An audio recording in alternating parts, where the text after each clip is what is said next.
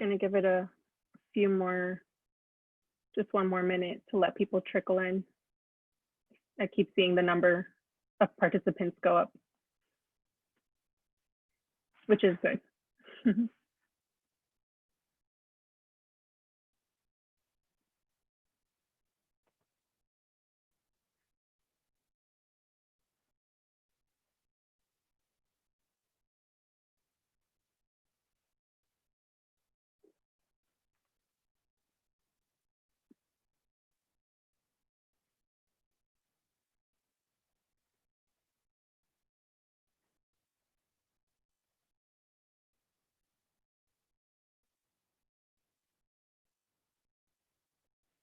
All right, so it looks like we're pretty stable at around 79. So welcome everyone. I will call the meeting to order at 5:31 p.m. The first thing I'll do is I'll call the roll. Andrew Bramson. Present. Sonia Gray. Present. Hugo Figueroa. Present. Brian Estrada. Present. Glenda Liz Colon. Present. Diosa Martinez will be absent today due to work obligations, and Stephanie Gonzalez, I am also present. We have a quorum to continue. The next item on the agenda is the consideration of meeting minutes of August 6th. I'll entertain a motion to approve. Motion to approve meeting minutes of August 6th. Motion to approve made by Vice Chair Grace. Second, Second. Brian Estrada seconded the motion. Any discussion? Hearing none. All those in favor, please say aye. Aye. Aye. Aye. All right, the meeting minutes of August 6th have been approved. The next item on the agenda is, oh, I'm sorry, before I move on to the next item, I always forget to do this at the beginning.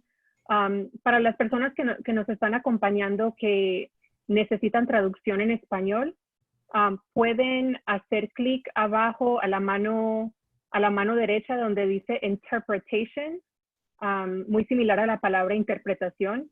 Pueden hacer clic ahí y escoger español.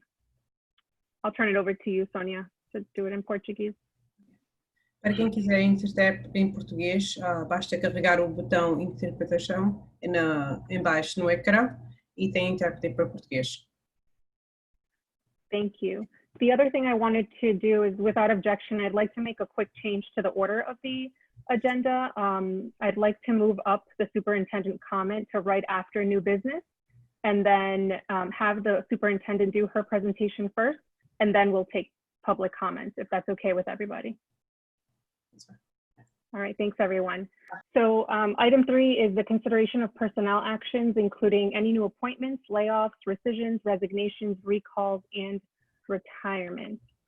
We should all have received the memo in our packet. Dr. Toledo, do you want to walk us through the personnel memo? Absolutely, thank you. So the most exciting thing to share here is we have been able to put forth 38 names in front of you for recall. So all of the teachers who, due to the nature of the pandemic and the unknowns of our budget that had to be laid off back in May, all have been recalled. It's worth noting that unfortunately, due to the very late timing that we got state approval to do the recall, we did lose 4 members of the team who declined the recall. So you'll see them listed in the resignations, along with a few other colleagues who have made the decision to either accept a position in another district. So we actually, between those who had been laid off and weren't recalled in time and the others, there are 7 colleagues who are resigning. We also have 2 retirements, so congratulations and a big thanks for all your service to both Kathy Kiley and Gina Dufresne. We're really grateful for the time that they served in the district. And then finally, some new hires. So putting in front of you 4 different names. The first is to fill the role of a network technician. So shifting around the tech department when the previous director transitioned. So we rethought the structure of the team and are excited to bring on Erendira Montes. And then we are bringing on 2 teachers, both positions at the high school. While we had worked to hire internally, those jobs were posted at the mutual consent, but either were not posted, were not bid on, and or our own teachers did not have the certification. So those 2 are Maria Lopez and Bryant Montalvo. And then finally, a really exciting new member of the team that I got to be part of the interview committee for is for our new CalCut principal. So I'm putting forth to you Miss Ashley Ferranti to be the new principal of CalCut Middle School. And want to thank the team at CalCut. The teachers really helped drive this whole process. And so after interviewing 10 candidates, we are excited to put Ms. Ferranti's name in front of you.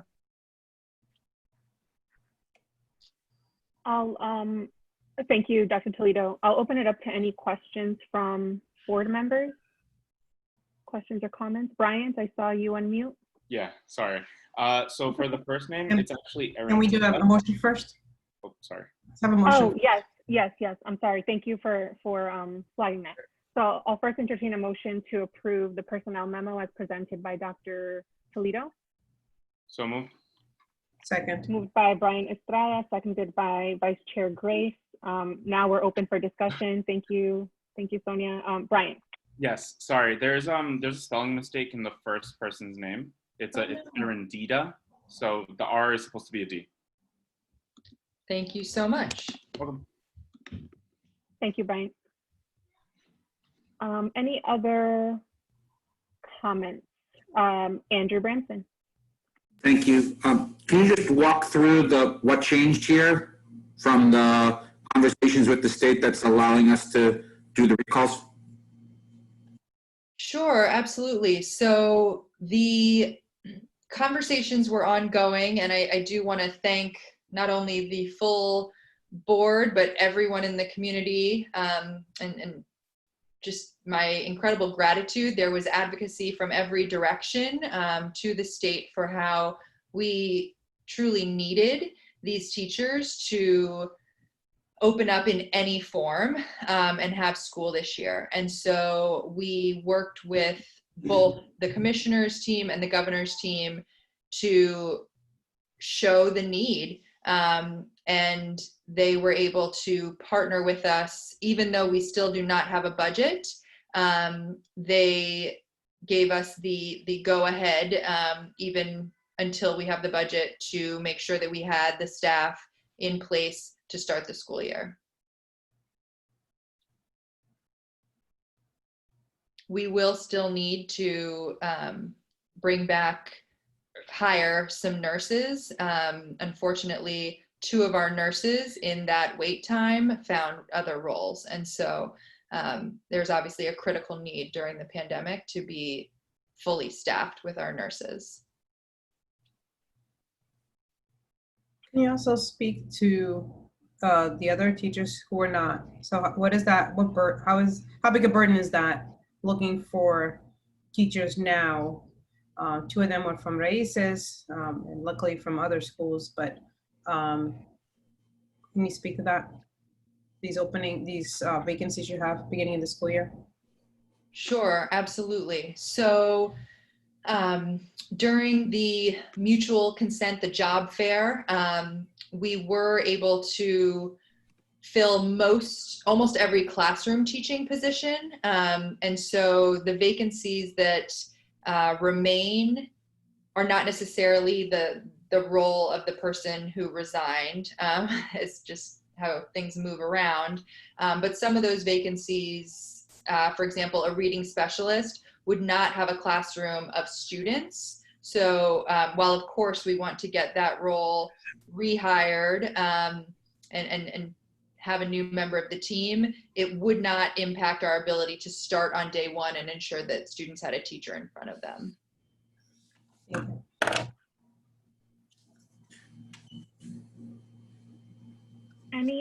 Andrew, yes. Sorry, just a follow-up question. So I understand from the beginning of this that the list was longer than it necessarily needed to be because of bumping. And so now that positions have been recalled, how does that change your ability to assign and structure teacher positions to the way that they were before? And what sort of snapback is there relative to various roles now that the recalls are happening?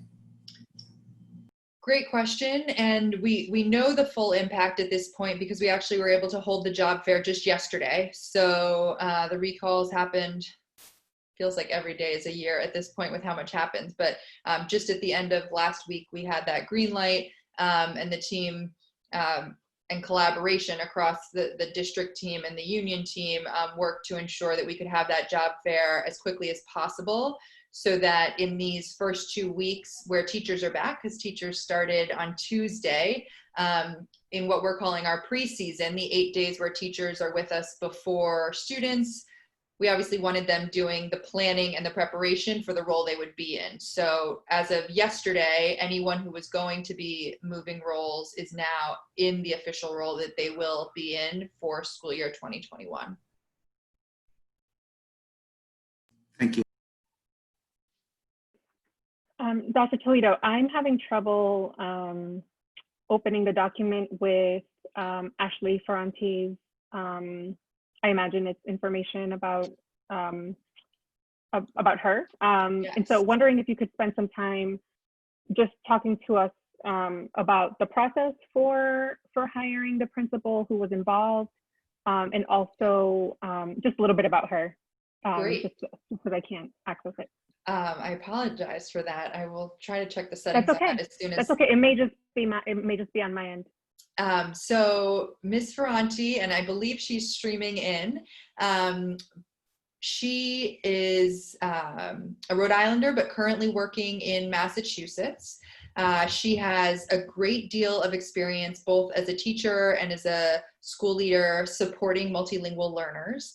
And that depth of experience is really what drew us to her. She went through the principal residency network here in Rhode Island through the Center for Leadership and Educational Equity, CLE. And she came highly recommended from a few different sources. To speak to the full process, I developed a survey to ask the Calcut staff, but also families, and we even sent to students to just say, what do you think the leadership qualities that are needed to be the next leader of Calcut? And so we used that input from all those different stakeholders to design what was, we received feedback from many candidates as a very unique job description, because we actually quoted some of those survey results in the job posting. And so we interviewed many candidates, and there were a lot of people that we were very excited about, and actually many of whom were hoping to encourage to apply for the assistant principal role, because that is open as well. But we thought it was important for the principal to get to be a part of that decision. And so we'll post the AP role now that we've found a principal, but we'll be reaching back out to many of the candidates in hopes that they too will apply. Great. Anyone else have questions? Andrew? Just quickly, thank you for that, Superintendent. In terms of the process, you said that you interviewed a lot of candidates. I'm just curious, how many candidates were currently already had positions and we're looking to jump from one district to another, and how many were open and vacant? Just because as we talk about, filling teacher vacancies, I'm just trying to get a sense of, how the field is on September 3rd. Great question. Every single person was currently employed. Thank you.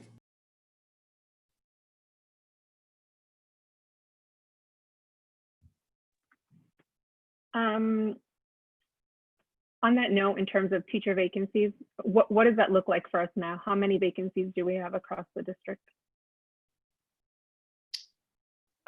And I may ask you to help me to make sure I get that number right, because it was changing down to the minute when we had posted some anticipated vacancies, and then after the job fair today, we're just bringing in those 2 teachers at the high school. How many vacancies do we have left, Anne?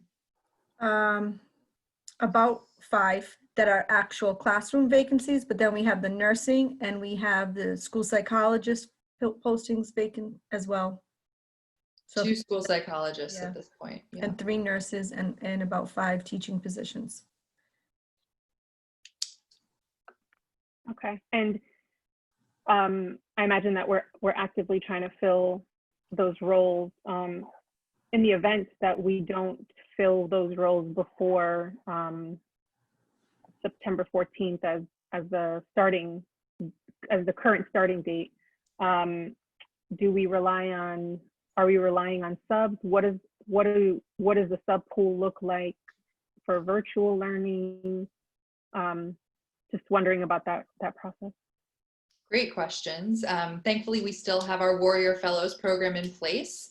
It is pared down from previous years where we had a much larger cohort, both due to budget, but also due to the fact that many people we were looking to bring on as fellows found the context of teaching in a pandemic and some of the uncertainty to not be as appealing as perhaps being a fellow in other school years, to be really honest. But we are still interviewing because we know that there will be needs, whether it's a teacher who needs to quarantine or a family leave, whatever the case may be.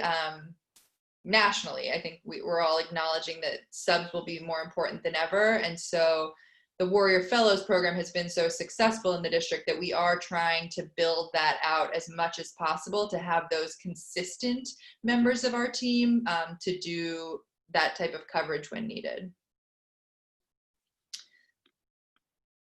That's great. Any other final comments or questions on this agenda item? Hearing none, the motion to approve the memo was made by Brian Estrada, seconded by Vice Chair Grace. Hearing no more comments or questions, all those in favor? Aye. Aye. Glendalise, are you an aye as well, or aye? Aye. Any opposed? Any abstentions?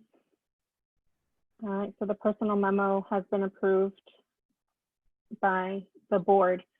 Before we continue, I do want to make some, I want to make some sort of housekeeping announcements to ensure that everyone sort of understands how we're proceeding in tonight's agenda. First, I want to remind folks that there are interpreters. Para las personas que nos han acompañado hoy, quizás un poco tarde, quiero recordarles que tenemos intérpretes disponibles para que usted pueda escuchar la reunión en español o en portugués. Pueden hacer clic abajo donde dice interpretation, muy similar a la palabra interpretación. Cuando hagan clic ahí, pueden escoger español o portugués. Sonia, do you mind summarizing that for me? Para quem precisar de intérprete na língua portuguesa, pode clicar a palavra interpretação em baixo no ecrã e escolha português ou espanhol. Thank you. And we are going to get to the conversation about school reopening plans. I'm seeing a lot of questions come in through the chat. Please hold your comments until we get to the public comment section where you will be able to give public comment. The reason I I'm asking you to do that is because we may lose this in the chat moves very quickly as people add comments. And I want to make sure that everyone has an opportunity to first hear what the superintendent is going to propose. And then we will have, we will ask everyone who wants to contribute to this discussion to provide public comment. So just want to reiterate that you will be heard. We do have a section in our agenda to ensure that you are heard. We understand that this is a very critical conversation, an important conversation that everyone is worried about, but know that that is coming, that we actually reserve the bulk of today's conversation precisely for this topic. So thank you for being here and thank you for your patience as we move through the agenda. Okay, so moving on to item 4, we have the Central Falls School District budget. Item 4A is the consideration of bills, grants, and general budget. Am I, Dr. Toledo or Vice Chair Grace, any? Nothing the ordinary of the bills. I have a small set that I signed this morning. And I'll give it back to you tomorrow, Dr. Toledo. All right, so I'll entertain a motion to approve the bills, grants, and general budget. Motion to approve. Motion to approve made by Andrew Bremson. Second. A second by, Ugo. I think it was Ugo. Yes, a second by Ugo. Any questions, comments? Hearing none, I will, all those in favor, please say aye. Aye. Any opposed? Aye. All right, so the bills, grants, and general budget have been approved. The next item is a review, update, and discussion around FY20 budget. I will pass it on to either Dr. Toledo or Carrie. Carrie's going to take the lead here, so I will just put up his slides and thank you in advance, Carrie.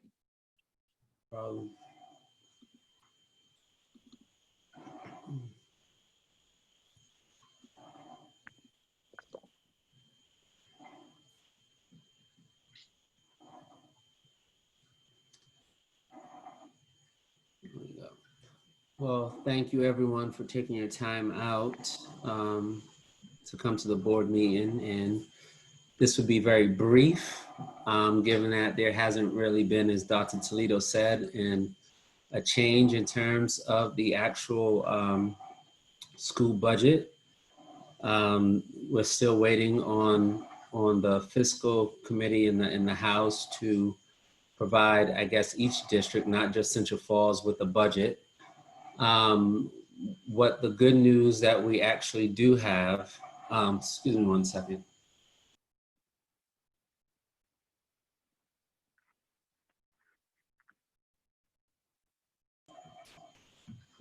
Sorry, my iced tea maker was a little too loud for me. Okay. What we do have is a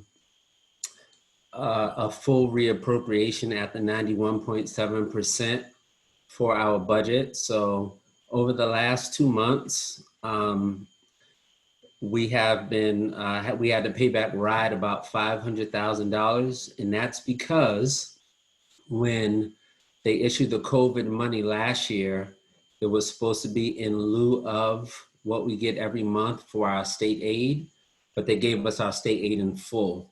So we just had, so they basically overpaid us. It's no penalty, it's no debt. Whether you fully get that is really nothing major there. It's just they overpaid us, so we just paid it back. So this year we're back, this month we're back on track to receive our 91%, and hopefully by the end of this month, we will actually have a budget. I have received an email from RIDE today asking us for our district budget by department.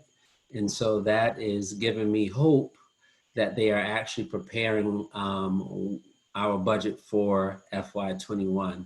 So hopefully by this time, when we meet and greet next month, we'll be able to give definitive news in terms of what we have and what we're looking to do. And I guess just an easy transition, even though it's not next on the slide, is that we're hoping that RIDE gives us that 46 million, which is at the bottom of the slide that we've been looking for, that, some of you all went and advocated for at the State House. So that's basically where we are there. In terms of the COVID money, I went over this, I guess, a few times over the last few meetings, but we have applied for and earmarked roughly $1.7 million of the 1.8 million that's allowed for the district, and most of it, I want to say about 70% of it is all in PP&E, which takes care of the sanitation and the cleanliness of the schools. And not to cross over into public comment because the Madam Chair's word stands. Just to give, I can't remember who it was, someone, and I hope they were on a call this or on the Zoom this time, had asked about a calculation that I did in terms of PP&E. And so it basically goes like this. What we're trying to do as a district is to basically say to RIDE, we need every dollar. So while every calculation may not make sense down to the dime in terms of a kid getting one wipe per classroom and all that's not our goal. Our goal is to say to RIDE, you have $1.8 million for Central Falls to keep our kids safe. We need all 1.8. And so that's basically what the calculations boil down to. They're legit. They come off of Amazon or WB Mason. They're legit, but that's just our way of making sure we get every dime that is allotted for the district, so we don't leave anything on the table because we can't afford to. And lastly, or second to last, for the ESSA funds, we are applying for 1.3 of the 1.5 million. We feel pretty good about that. So again, next month we'll let you know whether or not our application got the signed, sealed, and deliver of approval. And internally for the finance department or for the district, we are going through our annual audit right now. That ends ideally at September 30th. Given some of the remote work that we have to do when we're used to having field work, which is when everybody's on site, but given the COVID restrictions, or I guess the COVID challenges, it may get pushed over into October. However, I expect to be able to provide an update in terms of how the annual audit played out as well. So that is my update, and I hope I covered everything. I'll open it up to any questions or comments from board members.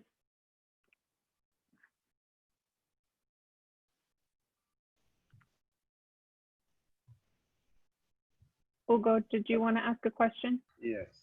Okay, go ahead. So I know. So we applied for 46 million, right, for FY21. How is going to affect to the district if we don't get the 46?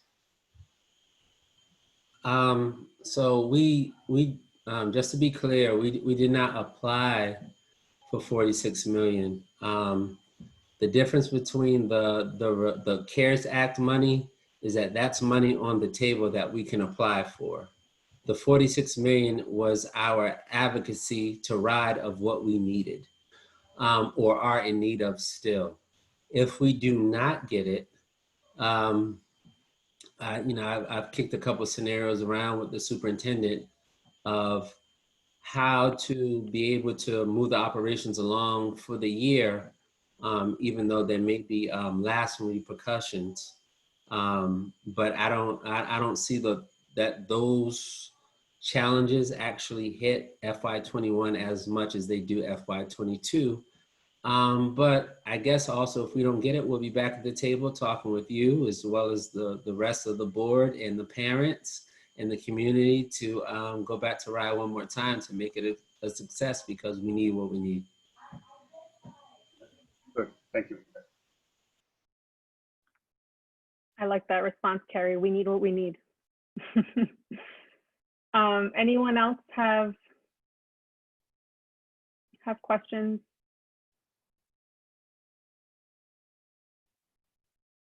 And so the truth, and just to add to what Carrie said, and Hugo, just a little bit on your question, this is the money that's tied to the funding formula. So it's the money that is sort of calculated for every district every year. And 46 million is the amount that that RIDE has admitted we need as well to be operational for this current fiscal year. What is creating the uncertainty is obviously COVID, the impact of COVID on budgets, and the fact that the federal government has yet to act, which means the state government hasn't acted, which means we don't exactly know what that number looks like. And so, you know, we certainly hope that we get that number, and if we don't, then as Carrie said, we need what we need, and we'll advocate however we have to ensure that we do get that money. Sonia, I saw that you unmuted. I did. Did you want to? Yep, go ahead. So I was really concentrating on FY21, and Carrie, you mentioned FY22, and at first like, wait, already? And then yeah, already. It's September. So what is that looking like to you?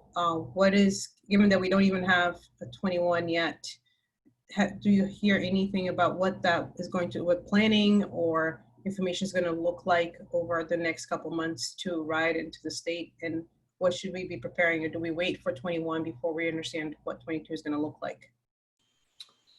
I think waiting on 21 is a decent barometer, but it does not stop us as a district from what we normally would do, which is create scenarios. A lot of our collective bargaining is actually, I think, coming to a head in 21. So, you know, we have different scenarios of how different things could play out. What is modus operandi, what we would like to keep in some of those agreements. Some of those, you know, needs may not exist. Some other needs may exist. And so we're able to move the natural gauge of salaries and benefits along in our projections, which we notice is 70 to 80% of our budget. So 80% of 22, we could almost guesstimate today, you know, should all things be equal. But it's just that other 20%, which a lot of times is critical because it deals with the implementation of changes and strategies that one would want to do in a district. So I think we're in an okay position for 22, not ideal because we don't have 21, but it does not stop us from being proactive in terms of projecting out and forecasting.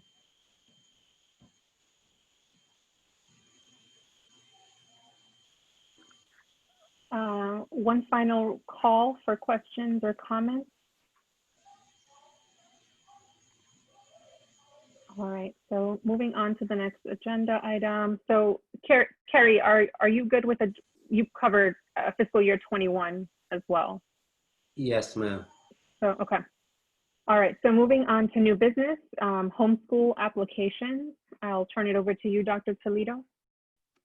Great, so there's just one family who has applied to homeschool 2 students. This is a family that has not been part of the Central Falls School District. Their students, their children, were attending a private school, and that school is not offering them the options that they're looking for in the next school year, and so the family would like to homeschool. So we have told them about the options that we'll have in the district and want them to know, of course, that we would welcome their children into the district, but at this time they're preferring to homeschool. And I recommend to the board to approve this. Okay, I'll entertain a motion to approve the homeschool application. So moved. So moved by Andrew Branson, seconded by Glenda Colon. Any comments, questions? Hearing none. All those in favor, please say aye. Aye. Aye. Aye. Any opposed? All right, the homeschool application's been approved. So this is where the agenda will change a little bit. We're actually going to have Dr. Toledo present on the school reopening plans, and then we will move into public comment after that. Dr. Toledo, the floor is all yours. Great, thank you. So thank you to everyone who is streaming in, families and community members. As we prepare for this upcoming school year, the most important thing that I want to share is that the safety of everyone in the community, the students, the families, and our staff is our top priority. Now, I want to share a little bit about the process. So on Monday, the governor made an announcement that while the state had the green light, as they said, to return to full in-person learning, that our community did not yet have that green light. And it was announced that we would return in a partial in-person model until the virus was more contained. Now, something else that was said by the governor and the commissioner is that districts would have some flexibility to phase toward the plan that each community was announced with. So in our case, toward partial in-person, and that we had that first month of school to do that. So I want to reiterate, school still begins on September 14th, but we're being given some flexibility about how to do that. So the start of school has not moved to October 14th. We did get some questions about that. And so we're still starting September 14th. It's more a question of how. So tonight, I'd like to propose to the board a strategy, a way to safely phase toward partial in-person until we can see those rates of the virus consistently under that 100 per 100,000 threshold. However, the board chooses to vote on the proposal. I am going to hold a family forum on Saturday morning, and we'll be able to answer question and answer with families for whatever scenario the board chooses for us to move forward, whether they support the recommendations I'm about to share. So hopefully many of you can tune into that, but we'll record it and we'll also post it if that doesn't work. So that's Saturday morning at 10. Okay, so just to remind folks, this is a slide you've seen in previous board meetings and family forums, but we had been asked to prepare 4 models. And so the announcement of partial in-person would have meant bringing back every single preschooler to 6th grader in person. And then we were going to have our secondary students, 7th to 12th grade, on a hybrid. So while that is now the goal that we will work toward, my recommendation is to not start with partial in-person right away. So not yet.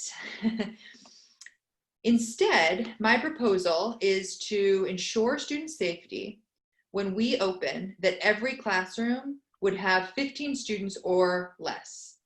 To accomplish this, I'm recommending a combination of in-school and distance learning, which is sometimes referred to as the hybrid model. Most students then would be coming 2 days a week into the school and then distance learning for 3, though I'll share some more details. That wouldn't be the case for every student. There will be a full distance learning option for families who need it.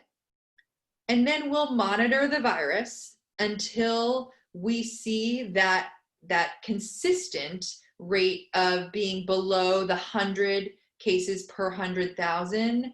And my recommendation would be seeing that rate lower than 100 for 4 weeks before we're having a conversation of having all 3,000 students in the building. So what does this look like? To get into some more specifics, my recommendation would be that for students who are in pre-K up through 6th, as well as our freshmen, would go into the hybrid model where every Monday would be full distance learning, and then students would be assigned to a group A or a group B, and then come into school 2 days a week, and then do distance learning 2 days a week. we've talked about our equity plan, and we do believe there's some students who would greatly benefit even more than their peers from being in person 4 days a week. So when we can do that, for example, a program that already has fewer than 15 students, like a program that's serving students with disabilities, we would have those students coming in 4 days, Tuesday, Wednesday, Thursday, Friday. For some of our students, where we cannot keep them in stable pods, our recommendation would be to do full distance learning to start. So for our 7th and 8th graders, because they change classes, and our 10th, 11th, and 12th graders, my recommendation is to have them begin in full distance learning. The CDC and the Department of Health talks a lot about layering protections. And so, masks being one protection, social distance being a protection, stable pods being a protection. We want to ensure that we can layer as many of those protections as possible. And so for our 7th and 8th, 10th, 11th, and 12th graders, we don't believe that we would have enough layers if they were fully in person. I thought it might be helpful to see, if we went with this proposal, how many students would be in each school on any given day. And so you can see that we're really working to have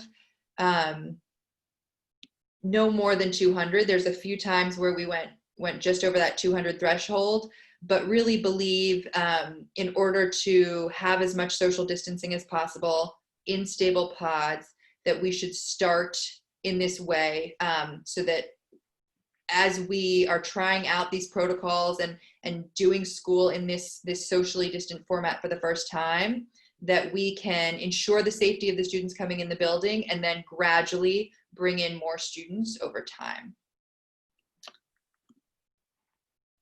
I do want to speak a little bit to facilities.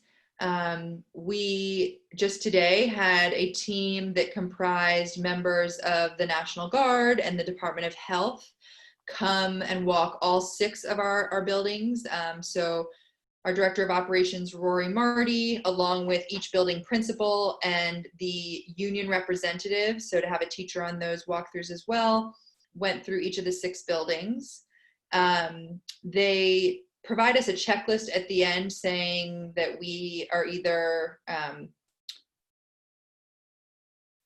there are various items on the checklist and they rank them either as yes, it's in place, no, it's not, or it's in progress. And so for anything that was listed as in progress or no, there will be follow-up within 48 hours to ensure that we're getting those things in place. But our buildings were given the green light to bring students in.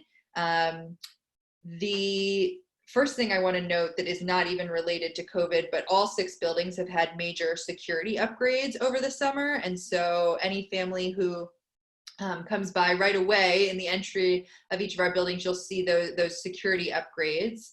But I also just want to share that we are working to ensure enhanced cleaning processes and improvements, which also includes using some of that funding that Carrie discussed that's specific to the pandemic to build out our custodial team. So every school will have an additional custodian, which is 6. And then the reason you see 8 is we're hiring an additional 2 for the night shift to ensure that we're doing deep cleaning of every school every night as well. I've shared some of these details in other forums, but want to reiterate, we also used some of the money related to COVID to purchase equipment that does a deep clean. They're called electromagnetic sprayers. So families can be assured that every night that is happening as well. But then there's also interim cleaning throughout the day, which is one of the reasons team, especially for bathrooms. We also have, and huge thanks to Rory Marty. I say we, I certainly have not been part of ensuring every air filter was checked and changed when needed, but that is a process that he and his team have been working on to check every single classroom this summer. And there are certain regulations of how often the air needs to fully be changed over each hour. And so he has been working to ensure that we have the right filters and or ventilation to reach that required threshold. So I'm happy to report that those processes and improvements have occurred across all 6 schools, and anywhere that was flagged today as needing enhancements to the ventilation, we are in the process of getting whatever is needed, whether it's more box fans and of the like to get us to that point. I'm gonna pause there. I talked earlier about the layering of protection, but we really are working to ensure that we can put as many protections in place to maximize the safety of every single person, students, staff, and of course, families whose students go home to. Any questions from the board? I'll open it up to questions or comments from board members. I know it was a lot to take in. Entonces se abre el piso para preguntas o comentarios a la Junta Escolar. Sorry, Brian. Mine is quick. I know we went up to 8 custodians, so that would be how many per building? That's an During the day. additional 8. So on top of the staff that we already had. Okay. And I actually don't know that number off the top of my head. And do you happen to know the total number before the 8? Like, what does that bring us The to? total number, no, but there is in the smaller buildings, there's 1 daytime, 1 nighttime. So during the day, it's going up to 2. And then there'll be 2 additional custodians at night that will be just solely focused on using the electro mister, and they'll be going around to each school and utilizing it. Perfect. That answered my question. Thank you, Ann. So Brian? Yep. yeah. So there were a few slides ago where you talked about and I'm not sure if I missed when you said it, but when you talked about the number of students per school, there was a +30 with Calcut. Yes, so different principals sort of gave me the info in a different way, but what that represents, and we'll work to get this even more specific. Vamos a saber cuál sería el más 30 que había en la escuela Cauca. Calcut, it was reported as 188 5th and 6th graders would be in the building, plus 30 students who would be part of that group that would come in 4 days a week that are 7th and 8th graders. So in Calcut's case, it was students who are in self-contained programs. Thank you. Sure. Other questions, comments? I have just a couple questions on just understanding the sort of the numbers. So for taking this slide of the number of kids per school, what is the percentage? So this 50% of population, right? That's basically what it ends up being in the building at one time?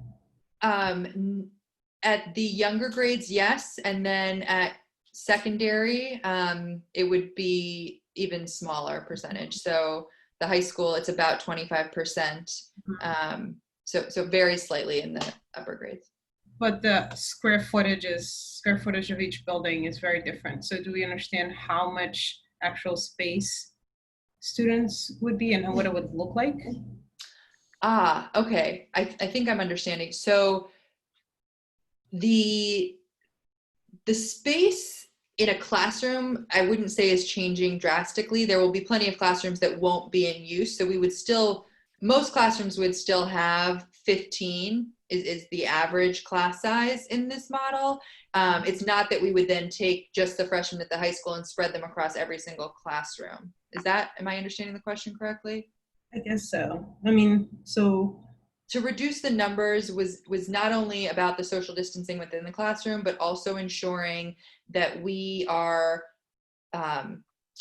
getting all of our protocols correct with fewer students. So even something like arrival and dismissal, and ensuring that we have the protocols in place to do that safely and in a way that's socially distant, rather than starting day one, with certainly not 800, but even 400, high schoolers, we want to really phase in so that everyone can, we've spent a lot of time this summer developing plans, but haven't necessarily tested all of them. And we don't want it to be a test. We want to just get it right. And so the fewer students we can do that with, the more likely we believe we can do that to keep every single person safe. So the average classroom size is the same at the elementary, so that if when you have 15 students, it will look the same regardless of which building you're in? Or are There's certainly variability in classroom size, but even within a building, whether you're an inside classroom or one on the outside, there's certainly some variability of size, but 15 is going to be the average. Now, I will say that number is before families choose an option of distance learning, and so we could end up seeing the numbers significantly lower. So I'm just referencing like what I know other schools have been doing. And so I'm wondering right now, like I'm thinking about the different grades within all of the elementary schools. Are we planning on having like first grade at all the schools, second grade just like that? Or were we planning on maybe seeing if there's a way to like switch it around so we can have like all first and all second graders in one building, all third and all fourth in another one, in order to contain it within the grade level? Or how are we, is it just like the normal population that would normally be there and then choosing from there? Correct. So students would not be reassigned to a different school. They would still be part of the school community where they were last year, unless they were articulating. We felt strongly that students would still be a part of the community that they were a part of. The one place where that may change is if a family, and I know I haven't spoken a lot to what a distance learning option would look like for families, but we do want families who are not comfortable with sending their child to have that option. And so what that would, it will be a few different pieces. So I've shared a few times and unfortunately don't have a lot more detail, but the state is putting a statewide distance learning option, virtual learning academy together. They have assured me that based on the numbers of student families that told us that their child would not be able to come into the building to a medical reason, they've reserved seats for our students. We had 107 families who told us that back in July. And so we've held at least that number of seats, but I've told them to assume it will grow. So that's one option. But then we're also, ideally, we'd love those students to still be more in the district as opposed to the statewide academy. And so when we have teachers who are not able to be in the buildings, what we're in the process now is figuring out which teachers are not able to be in the building but could work remotely, and matching up those certs with families who are saying they have that preference. And so depending on how many families are choosing that, and it's a sort of ongoing conversation and process, we will determine whether those might be multi-grade virtual learning classrooms. I think at some grade levels, I could imagine multiple sections, whereas other grades might have to merge. But we do want families to know they have that choice. Thank you. Oh, I realized that I got on that tangent, though. I apologize. So much to share. The original question you were asking about, though, is are students, switching buildings to put grade levels together? The one piece that could be a barrier to a student staying in the same school community that they had been in would be in the case of our dual language. So at Raíces, we would not have enough dual language teachers to run both an in-person and a virtual learning option. And so the conversation we're having with families is if their child is at Raíces and they're saying, I don't feel safe with my student being in the building, talking through that there is a chance then that they would not be receiving dual language learning this year. That's the only place where we don't feel we could create a comparable program. But otherwise, students would be staying in their school. in that case, would a family's like or a student's spot be saved for that student once all of this passes over?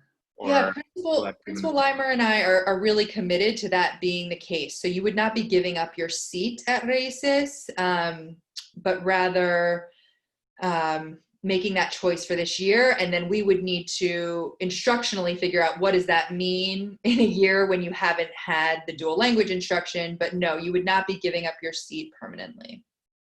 And there is a world where, you know, we need to hear from families still. This is the tricky part about the announcement happening 2 weeks before the start of school. There is a world where, so if you took 5th grade, for example, at Raíces, there's one single section. If all of those families chose distance learning, that one teacher, and I happen to have been with her on the walkthrough today, in theory, then she could teach the full group in a virtual learning option. So we're really keeping close track of family preferences and whether we would pivot the whole program to distance. Great, thank you. I want to make sure that board member, and I can come back to other board members. I do have a number of questions, so I just want to sort of offer the floor to board members, other board members first. Hugo, did you have some questions? Yes. Okay, go ahead. I know it looks like with the students going back to school, we want to spend more money. And my concern is with a lot of schools don't have a lot of space and air circulation. So that's, I don't know. And I don't know about the drop off and pick up. What's the procedure on that? So I know that distance learning they don't learn the same way like when they go back, you know, but so those are some of my concerns. And in case if one of these students really get sick and when he goes back to, you know, to his parents, what about the grandpa or the mom and father get sick too? Are we gonna change that, or what we're gonna do if we go to one of those cases? Such an important question. I thank you for that. We take the health and safety of the families really seriously too. And as we've been speaking to medical professionals, that's actually, they say more than the students coming into the building, you need to be thinking about who they're going home to. And so we're working, it's another reason why we want to do this in a more gradual way, because I think to your point, pick up and drop off are going to be some of the times where the most people are coming together. And so by doing this in a more incremental way, it allows us to make sure that we have built the right procedures to do so, whether it's using multiple entries and exits and maximizing every entry and exit to the school, and you know, partnering with families to really see what are the spots where each family can wait and how we do that. Even staffing up to ensure, you know, I talk to Principal Larrabee of Captain Hunt often because we think through what does it look like for 3- and 4-year-olds to safely get even from the sidewalk into their classroom if families are not entering the school. So that sort of speaks to the first part of your question. Will you ask the second part again? I found myself getting a little emotional because, as many people know, I lost my father-in-law to COVID, and so I take it very, very seriously that we're protecting our families. Well, actually, so what we gonna do in case if we see that some members in the family or the students are getting sick? We gonna go back to virtual learning, or? Oh, what an important question.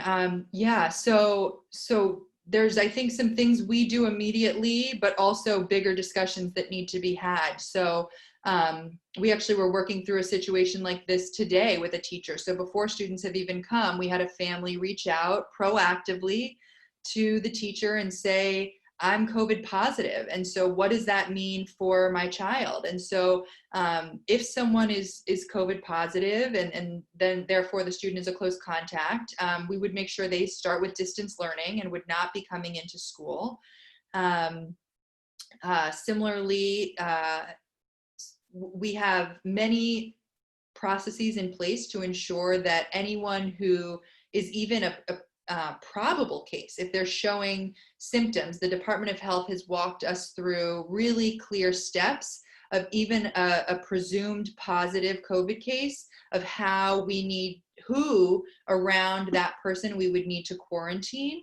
And so it's down to the level where we will actually have collected seating assignments for every student in the district, what desk they're sitting in. So you no longer sort of get to walk in and pick a new seat. You would have an assigned seat, and therefore that allows us, if there was a student to test positive or even be symptomatic and a presumed positive case even before testing, we would use those seating charts to know who else needed to be quarantined, so that we can minimize any spread from that type of a scenario. The other piece I'm hearing in your question then is also, though, if we see the rates climbing in Central Falls after school opens, we absolutely would need to consider going back to that March through June scenario. I believe. I think every day and every week when they release the data, we need to be watching it closely. Thank you. Anyone else? Go ahead, Andrew. Thank you. Superintendent, can you talk a little bit about how the instruction will work as part of the hybrid model, and talk a little bit about both teacher assignment and teacher location in the hybrid model? Thank you. Yes, so one of the things that teachers have been working so diligently to do is really think about what are the ways to structure the learning this year so that it can seamlessly be done in any structure, whether it is in person or virtual, because we are anticipating that we will have to move in and out of these scenarios. So for example, when we sort of have this new luxury, if you will, in that when everything changed March 13th, if a student wasn't already familiar with Google Classroom, they were learning not just the content, but the tools of a digital learning platform away from their teacher. And so now we'll have the opportunity to really be using some of those tools, even when in person, to ensure that students, that the technology itself doesn't become a barrier to learning. So that's one thing that we've been thinking a lot about.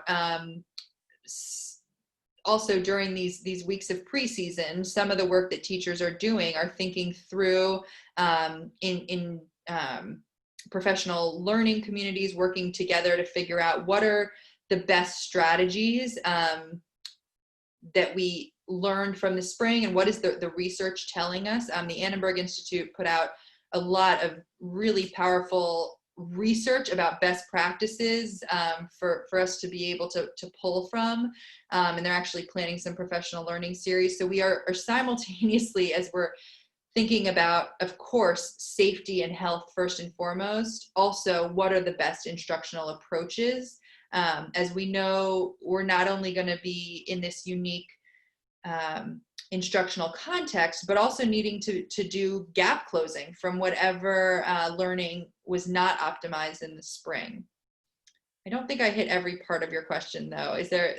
Could you remind me? So if you have Group A and Group B, Wednesday, Tuesday, Thursday, and Wednesday, Friday, if my child is in Group A, is there a Group A teacher that follows them through distance learning and in person, or do I have, I'm just trying to figure out how that context is working and how is that going to work in the middle school and high school for students that are just switching classes? Yes. Okay. So if we look at elementary first, a teacher would have both a Group A and a Group B. So if I was, say, a third grade teacher, I'd have half my students in front of me on Tuesday and Thursday, and the other half on Wednesday and Friday. So I would likely do the same lesson Puede que haga la misma lección on Wednesday, and then when the group is not in front of me, give them projects and extension to that learning, aligned work to what we got to do when we were together. We also, at the elementary level, all levels, but especially at the elementary, we do have some reading specialists and other interventionists that can then support some of the work that's happening on the distance learning day. So if if you, Andrew, come in on Monday and are in person on, I'm sorry, not Monday, because that's the full distance learning day, but you're in on Tuesday, on Wednesday, when you're doing that work from home, you may also have some interventionists who are working with you, checking in, making sure that you're really understanding what was taught on Monday in person and being able to apply it to the work that you've been tasked with on your home day. So if I sort of understand what you're saying is on those days where students are going to be distance learning, it sounds like the vast majority of their school day is going to be asynchronous as Correct. Synchronous learning. And that teacher would have students, oh, go ahead. The only way that they would be doing synchronous learning on the days that they're doing remote learning is if there are other interventionists working with them that their teacher will not be working with them on those days that they're doing remote learning. That is correct. There are certainly, and different teachers have taken different approaches. I was just at the high school today talking to some people about this. There are teachers who are using a lot of asynchronous opportunities that pre-pandemic we would have called like a flipped classroom. So they might record a lesson, so then the student might still be in an asynchronous way seeing some direct instruction, so that then when the students are in person, it can be more about checking in to ensure the application of the learning. So there's different models that way, but the distance learning day would be asynchronous unless it's an interventionist. Thank you. That's very helpful information. Anyone else have questions or comments? I have a question. Go ahead, Glenda. So just to re-clarify, so September 14th, we're doing what your planning is a full distance learning as an option plus the partial, correct? It would actually be more aligned, and I know these two are so close, but it would be more aligned to the limited in-person, because partial in-person would have brought 100% of pre-K to 6 back. So we would not be bringing 100%. And I know that has been said a lot in the press conferences. So our goal is partial in-person, but we would be phasing toward it. I know. And then the other question is, I know. The other question is, what's holding us back from starting full distance first for everyone across the board, and then phase, once the numbers start to look a little better, start to look at the partial or the limited, I guess. Yeah. You know what I mean. It's an important question and one I ask myself every day. I think there's a bunch of reasons. One is that we did hear from a good number of families that for various reasons, whether distance learning didn't work for their child or they need to be able to go in person to work, there is a need for many for schools to be open. And so that's one piece. I think we also, as educators, know that for many of our students, engaging just through distance learning wasn't sufficient, but that if we had the chance to have the relationships built and some in-person time, that it would be, you could do more with the alternating distance day if you had the time in person to ensure that the instruction was occurring. And then to be totally transparent, one hurdle to a full distance learning option, it's an issue nationally, but despite ordering sufficient Chromebooks to be one-to-one all the way back in the spring, not all the devices have arrived. So we do have enough devices. Of course, we would not make a safety decision based on the devices. I want to make sure that's super clear. But at this time in district, we have enough Chromebooks for every student 7th to 12th to have that. And so it's one of the reasons why we can confidently say, hey, if they can't be in stable groups anyway because they move classes, and we have the devices, let's start them in a distance learning context. We actually put out an all call to every district and charter in the state and even some neighboring states. And I just want to publicly thank everyone who has offered Chromebooks. Many of our CF charter partners have offered us devices, as well as districts all over the state. And we're working, Superintendent Peters in Providence has generously worked with us to share some of their surplus Chromebooks. So we are working to get a full fleet even while we wait for the others to arrive. But I do want to note that if say the board voted not to support this plan, and we were starting in a distance learning model, that not every student would have a device. Thank you. I have a question, like hypothetically speaking, right? So correct me if I'm wrong, or I guess for clarification purposes, every family has the choice as to whether they want to do distance or not, right? Now, hypothetically speaking, let's just say 90% of our school district said they want to do distance. The other 10% will be in schools, meaning that it'll be less than the 15 anyway, right? Okay, so even if only 1% wanted to be in schools, then only 1% will be in school and the others will be distance? Yes, I say that with a little bit of pause, because what we would need to work out with our union colleagues, and they've been very open to these discussions, but we haven't gotten to this detail yet, is if there is more demand from families to have distance learning than there are teachers who need to be remote, we then need to think about just a process with the union for how we determine which teachers that could be in buildings, but now we need more teachers in the distance learning option, how we shift that. But that's a process we can certainly work through. And so yes, that is a possibility. Okay, thank you. Anyone else? All right, so I'll ask a few of my questions, and then I'll pivot again to other board members in case you all come up with additional questions. So first, you know, I want to say thank you to everyone who's been working 24 hours a day on making something work. There is no right decision on this, right? Like, we're living through a pandemic. And so I wanted to just acknowledge everyone who's been present in these conversations, thinking deeply about what is equitable, what is not, what keeps people safe, what doesn't. I'll share that it's weighing heavy on me, the irony of us meeting virtually and not bringing people together while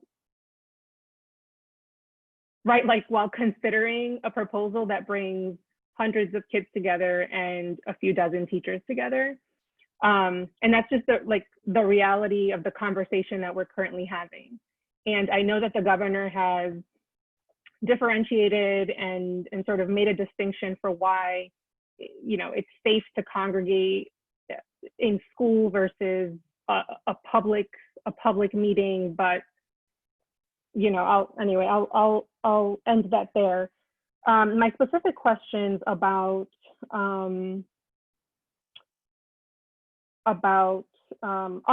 plan that you're proposing, and I'm glad that it's not a full partial in-person plan, is it kind of goes to, I think, what Glenda said. You know, what stopped us? I'm assuming now, after you've mentioned some of the issues with Chromebooks, is that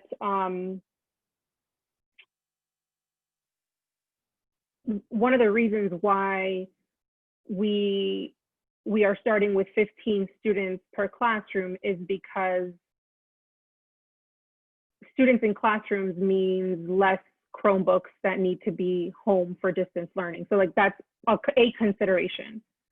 But I am wondering why we didn't start at a lower number. And again, I'm not in the weeds on these plans, so like there could be things that I'm just not thinking about. I would like to see a plan that phases us in even more gradually. Maybe by grade level, rather than like 15 students per classroom. Again, and this is me sharing, like I'm sharing my opinion, what I'm hearing from parents, what I'm hearing from teachers, but also just sort of how I'm seeing the conversations flow.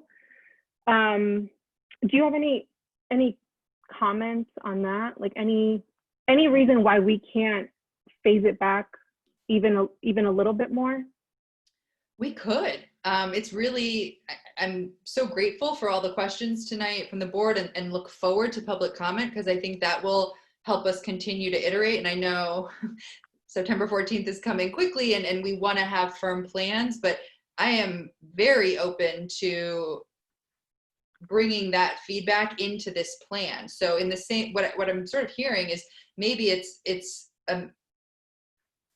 another layer to all those protections. So in the same way that at the high school, we're starting with just 9th, and at Calcut, we're starting with just 5th and 6th in this plan, that we could even do that in every school and start with 1 grade and layer. I think the only tension for us is that there are still families who are, since March 13th have had children at home. And for some, it's like been a struggle every single extra day to figure out what their plan is. And so I'm just trying to be cognizant of that too, because we do hear from a lot of families who, even when the state pushed back from what would have been a start this week, 2 more weeks, we heard from a good number of families that was going to be very challenging for them. So that's one consideration, but I really appreciate the suggestion and wonder if we then do start even with just that articulating grade. So pre-K, K, 5, 9, and learn from there. I'm very open.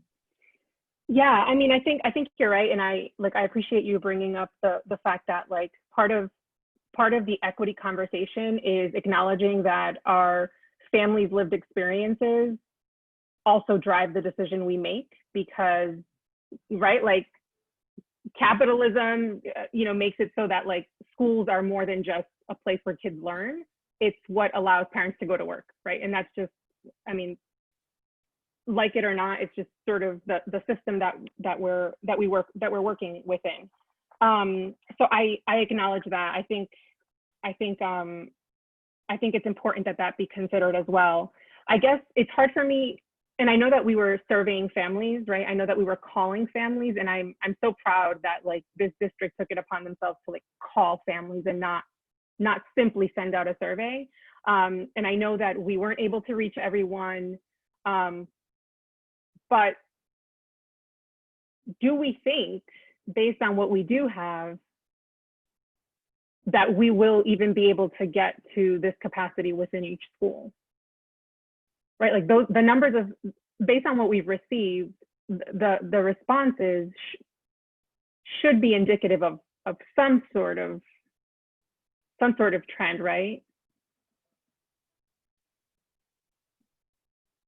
Yeah, absolutely. I think 15, while we're saying that, and have set up classrooms to ensure that there's maximal distance between 15 desks, I really don't anticipate any classroom hitting that 15 based on the feedback that we got from those phone calls in July. I could imagine a world where you see even half of that due to families choosing to have students at home.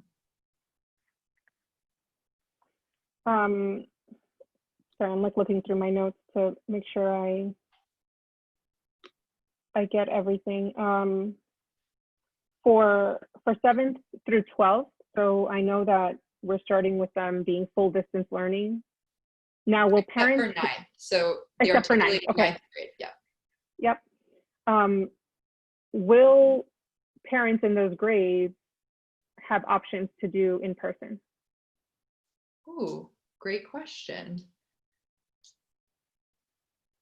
I'm trying to think how we could figure that out. And I'm just asking because I think that there are parents who saw the same, right? Like the same equity conversations, right? My kids really struggle with distance learning, so I want the option to be available for my kid to do in-person learning. But again, I just wanted to make sure that I understood that part correctly. Yeah, we can certainly try to figure out what that would look like.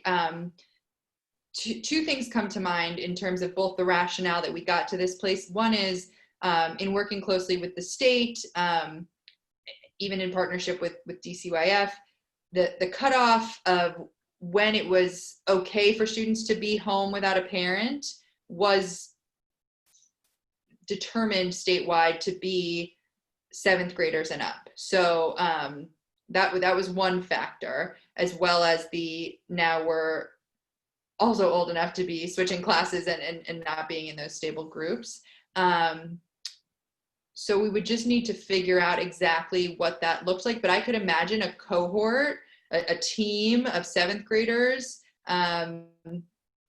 where we could create a schedule where they would be in person. Yeah, I appreciate that option. We hadn't been thinking through what about students who we were gonna start in distance and whose families might choose the opposite, but we can absolutely try to map that out.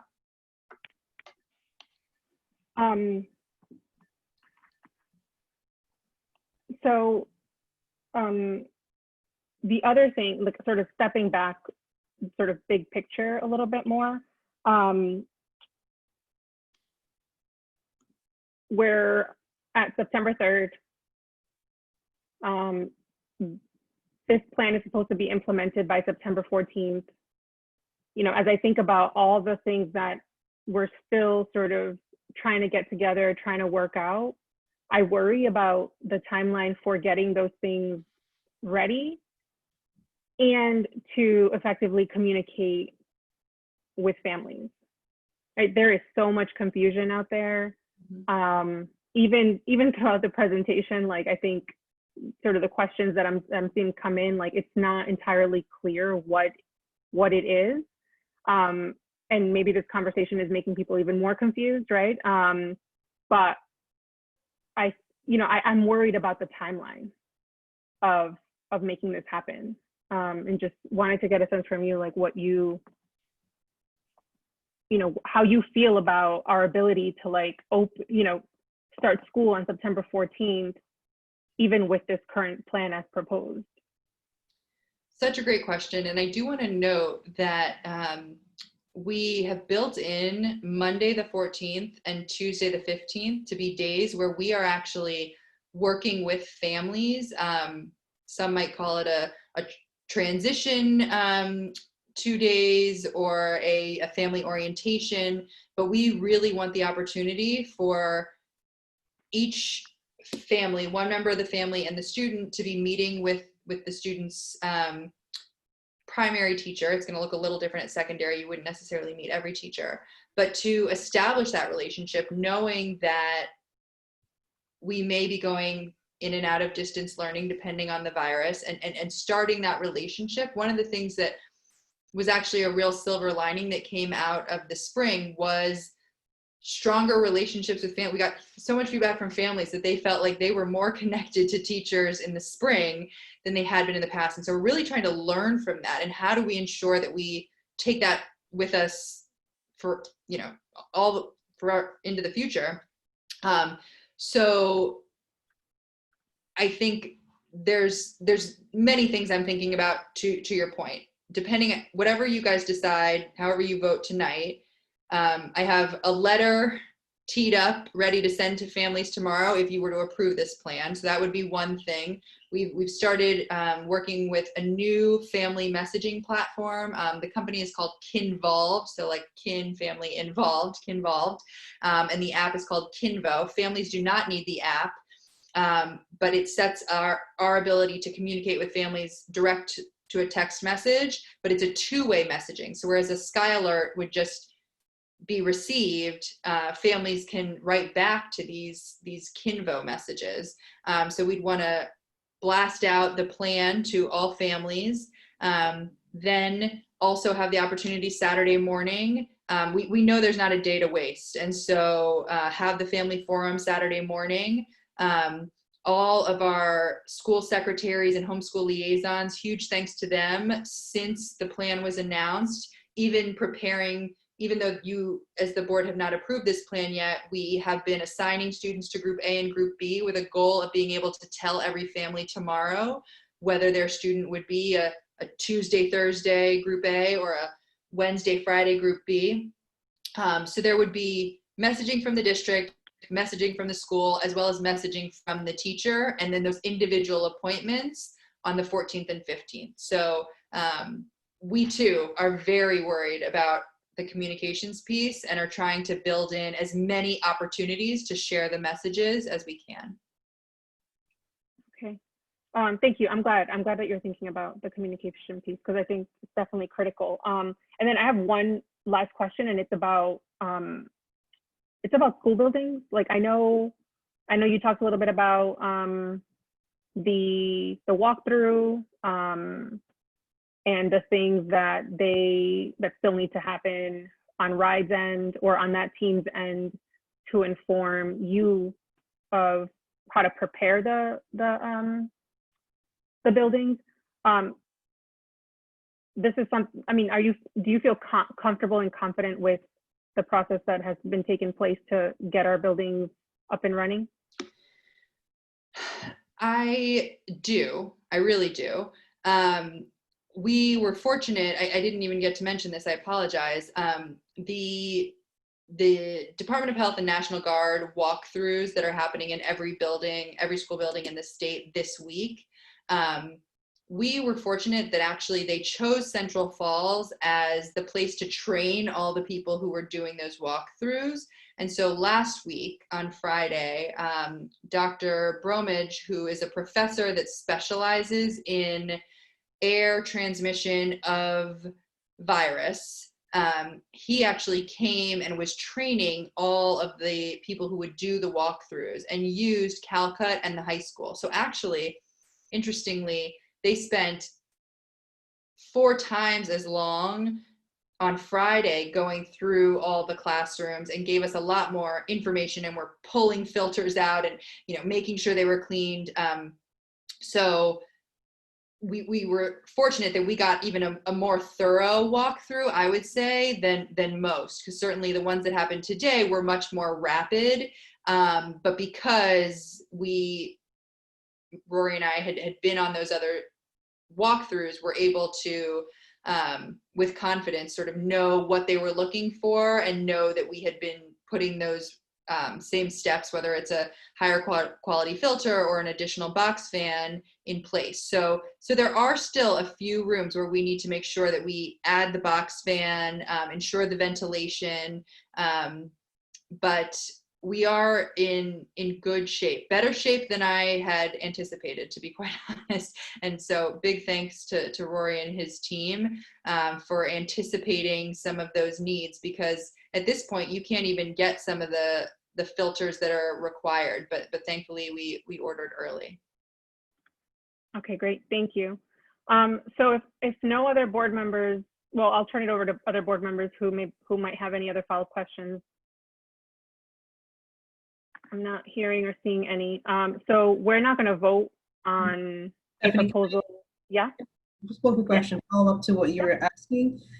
So I was just thinking about the layered protections, and they're not weighted equally, correct? So we know, the value of masks. Like without a mask, don't bother, right? So these layered protections are not equal. So as we look at our buildings and sort of follow up to this, we're better than we were, are there any scenarios where some schools, some buildings couldn't do this, where it would work better in others? And what would that look like? And so what score did each building get? What was the minimum? If you had to score based on these late projections and their weights, what would it look like for each of the buildings? And would it be where a building with very young children even though has a score that may be okay, given the population that would have to be in it, it should not be okay?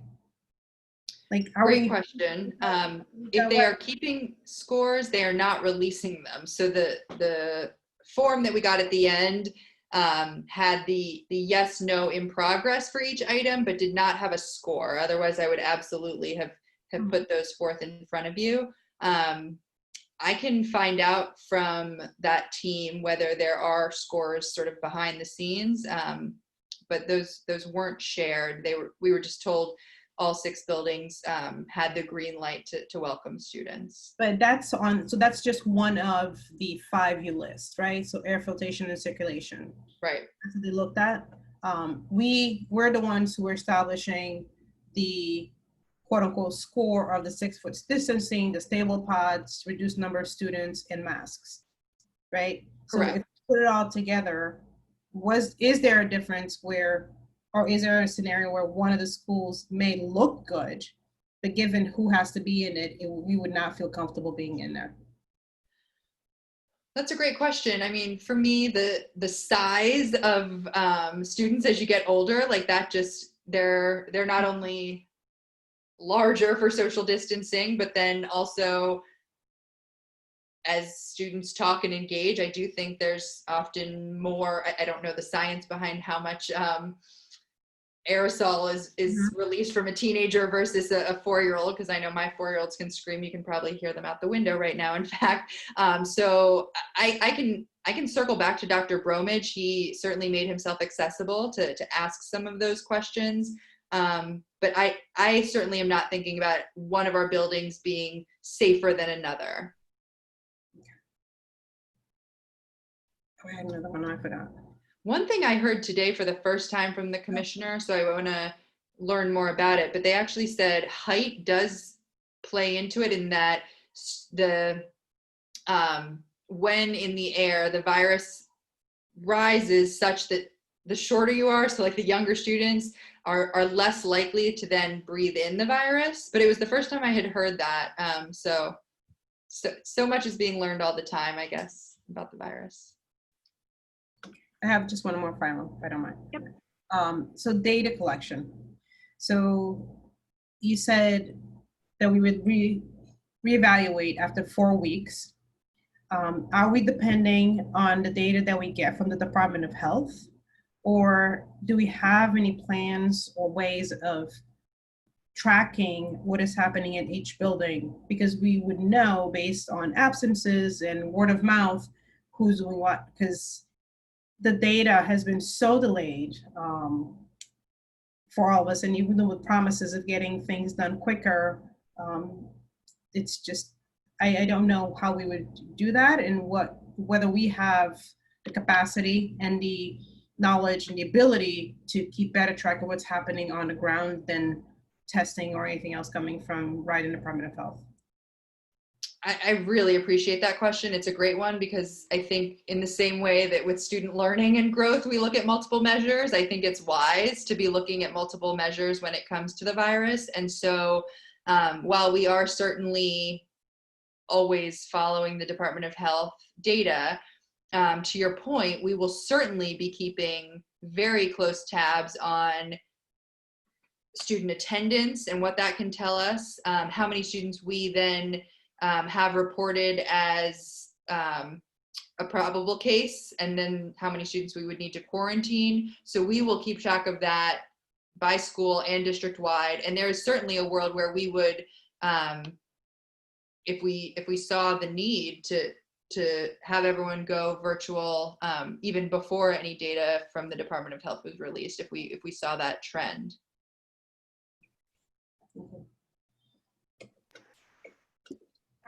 I have one last question. Okay, go ahead, Glenda. First of all, I'd like to welcome all the teachers back.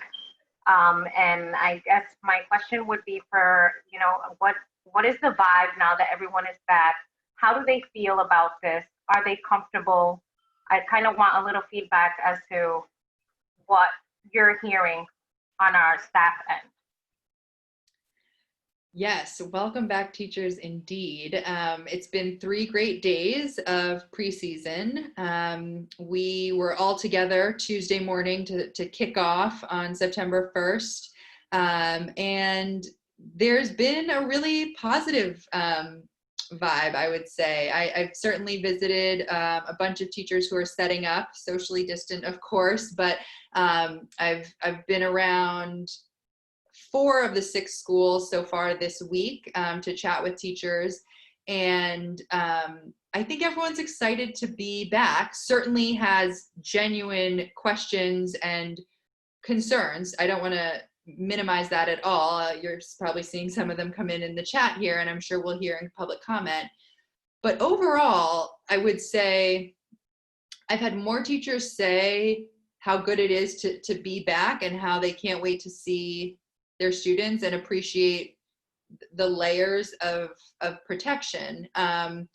And so I would say, though, that it's complex. And I think, like so many of us, we are wanting things to feel normal, but we also, so that desire to sort of set up your classroom and welcome students back is the heart of a teacher.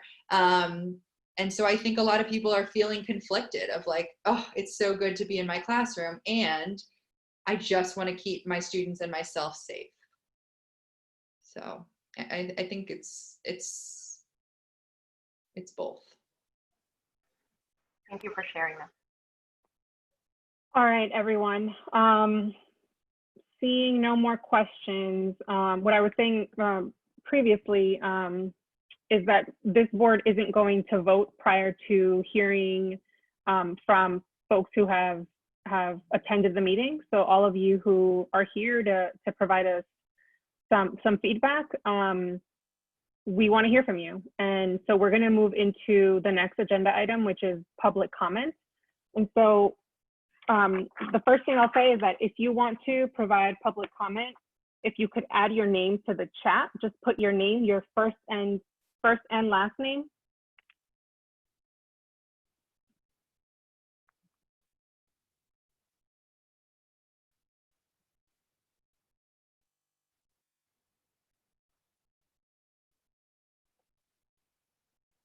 And you'll have to bear with me as I jot down all these names. And make sure that I have everyone in order. As people are adding their names, I just want to say thank you to all the parents who joined today's meeting. I feel like a broken record. I cannot reiterate enough how important it is to have you guys with us today. So thank you.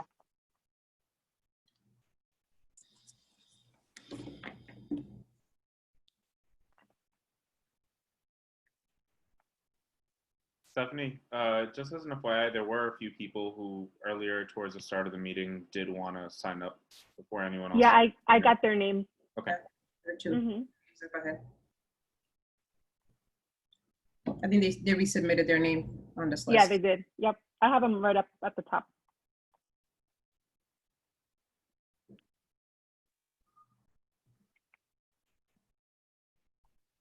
Thank you for your patience, everyone. Just making sure I have everybody in order.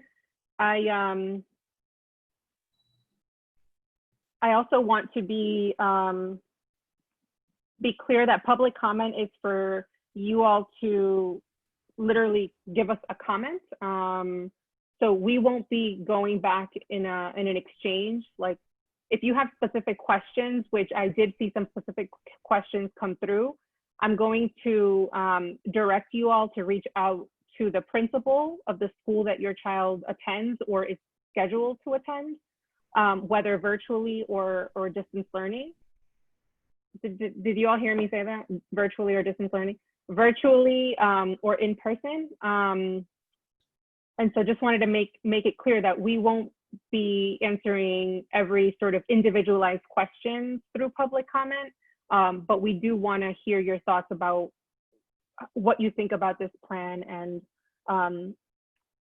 and reopening in general.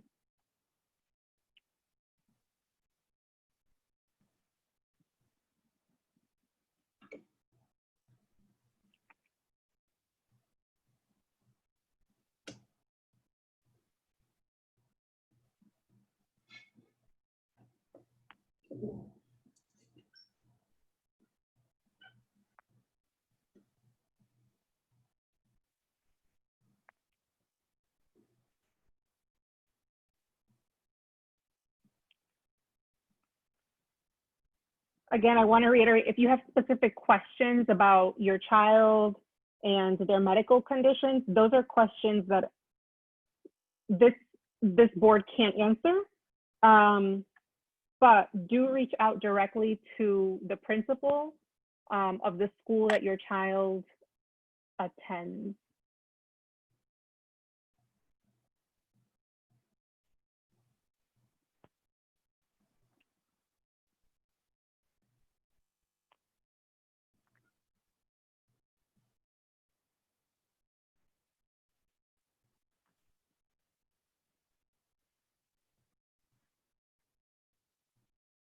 Okay, so I think I have everyone.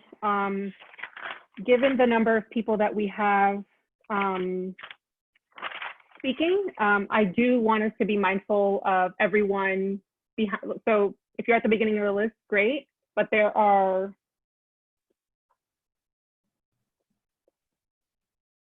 about 20 people who want to speak. So I want to be respectful of everyone and make sure that the last person on our list also gets to be heard.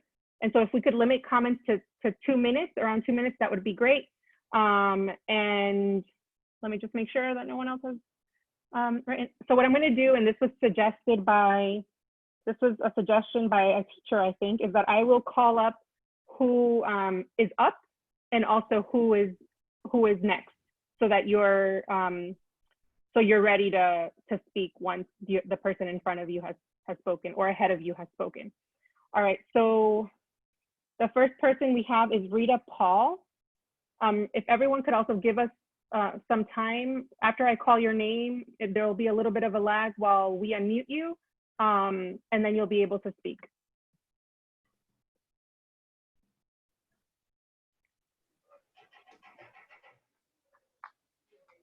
I guess it's my Hi, turn Rita. to speak. Hi. Yes, hi, Rita. I'm not very vocal in many things, but I've just been really frustrated all summer. I mean, we've done the due diligence of, not going out. We do Peapod deliveries for groceries, and we're doing our best to stay home. And I know that the superintendent and the board, you all have done so much to make sure that the students are safe. But I feel like there's been too much back and forth. Nobody really knows. I mean, the governor even said that distance learning was going to be an option, but we really haven't heard anything. And tonight was the first time I heard anything about the idea of potentially having it. But we're talking like 2 weeks before school starts, and still nothing's, and we're talking 2 weeks later than school normally starts to begin with, and nothing's been planned. So at this point, I just feel like it's very frustrating for families because they're back and forth, and unfortunately, we can't keep going back and forth. And I don't know, I know I put this question in, and it's more of a question for later on, but the families that have want to choose to not go through the school for distance learning and virtual learning, how do they go about getting it approved by the board to just step away and do their own homeschooling or online school outside of it?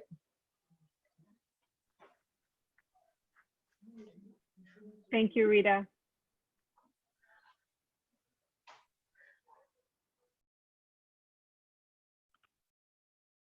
And I apologize because I didn't say who was up next, but the next person is Sam Desmarais. And after Sam, it's Molly. And Molly, I'm sorry, I don't have your last name, but I didn't see another Molly sign up. So if you're Molly, it's probably you. All right, so Sam. I set a 2-minute timer. So this is my 11th school start in the district and in teaching in general. And I just wanted to answer Glendalise's question and how I feel.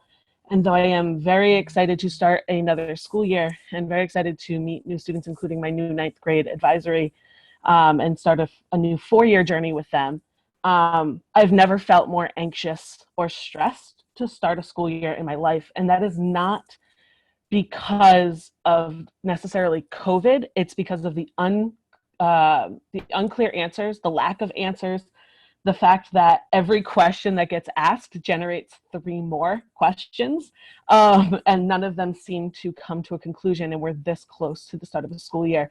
We're still deciding how day 1 is going to look, or if it's going to look a certain way versus another, and I can't plan that way. Many of my colleagues can't plan that way, and it's very stressful. A couple of other concerns I have to bring to mind is I'm really concerned about the Chromebook distribution. If we're supposed to do any type of learning, if we're supposed to split any type of learning, how can we do that without all of our students having a Chromebook in their hands on day 1? If I'm 50-50 with students and I happen to have, I don't, but if I happen to have been a teacher who has several 9th graders as well as 10th through 12th in a mixed classroom, how am I going to manage teaching 3 kids in person and the rest virtually if not everybody has a Chromebook? I'm going to have to be focusing on that virtual dissemination of information, and the kids in class will be missing out on those activities, or maybe they're home and stuck at home missing out on those activities. Chromebook charging in a classroom will also be difficult because many of our classrooms at the high school don't have enough charging outlets, and if these kids are stuck, when they are in classrooms, stuck to a specific desk, there won't be adequate charging space. And that's the end of my time, but there's plenty more concerns that I'm sure my colleagues will bring up here on out. But either way, regardless, I am excited for this new school year to start and get going. So hopefully we can do it smoothly. Thank you, Sam. Next is Molly McDonald.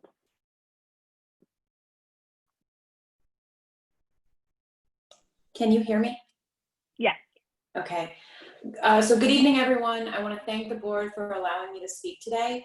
I'm speaking on behalf of many concerned CalCut teachers. I was approached today by some teachers and asked to present our concerns as a staff to you this evening. I will say that since speaking with my colleagues at CalCut today, some details have changed since 2:30. So some of these concerns have been addressed, but I would still like to present them to you because they're what the staff asked me to speak on. I would also like to take this opportunity to publicly thank Katie and Stephanie, who have really stepped up and been very responsive in the past couple of weeks as we have been without an administrative team at CalCut. After speaking with many CalCut teachers, I can share that we are all anxious to get back into the classroom and see our students. Our goal will always be to work with our students in the school where we know that they learn best. However, at this time, we would like to remind you that where students learn best, this is not where they will be safe. Upon review of the RIDE building checklist and the reopening information that was shared at the previous board meeting, I'm going to present you a list of concerns that the CalCut staff has. Our first concern is the cleaning of the building during teacher preseason. We have not been provided with any cleaning supplies or hand sanitizer or masks at this time. We are allowed to request masks. However, we have been asked that we all bring our own in.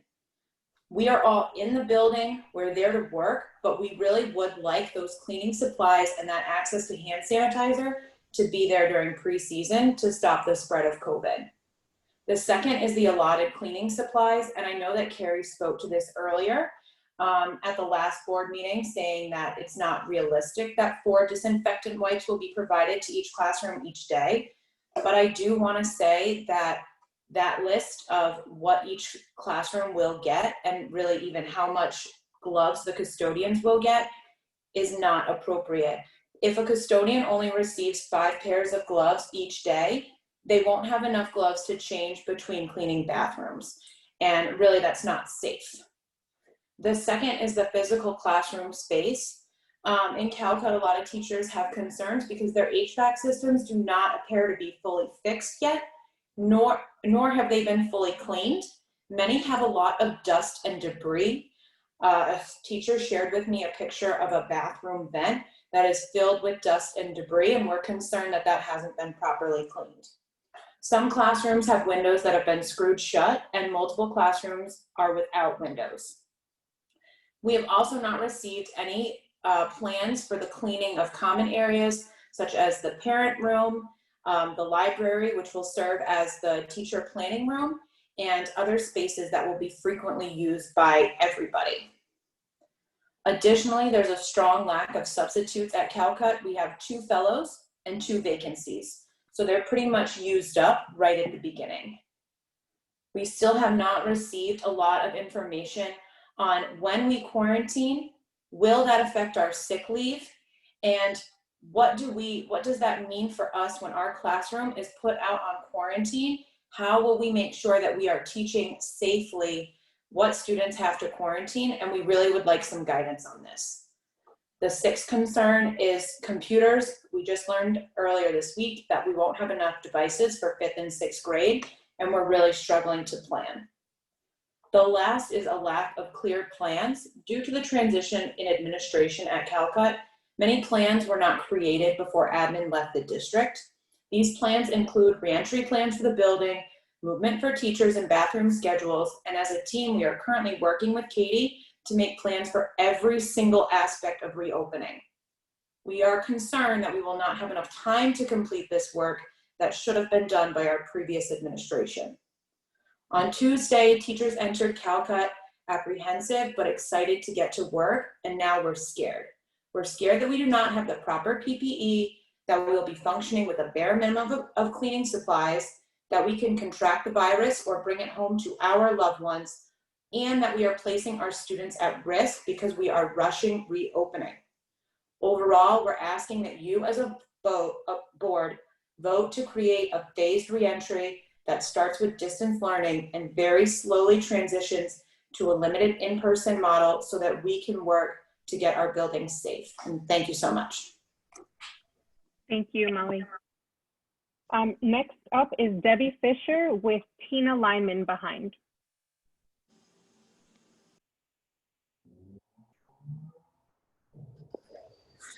Hi, can you hear me? We can. Okay. Thank you for allowing me the opportunity to speak. I almost wasn't going to talk today because there are such big issues on the table, but I think it's never too soon to plan long term.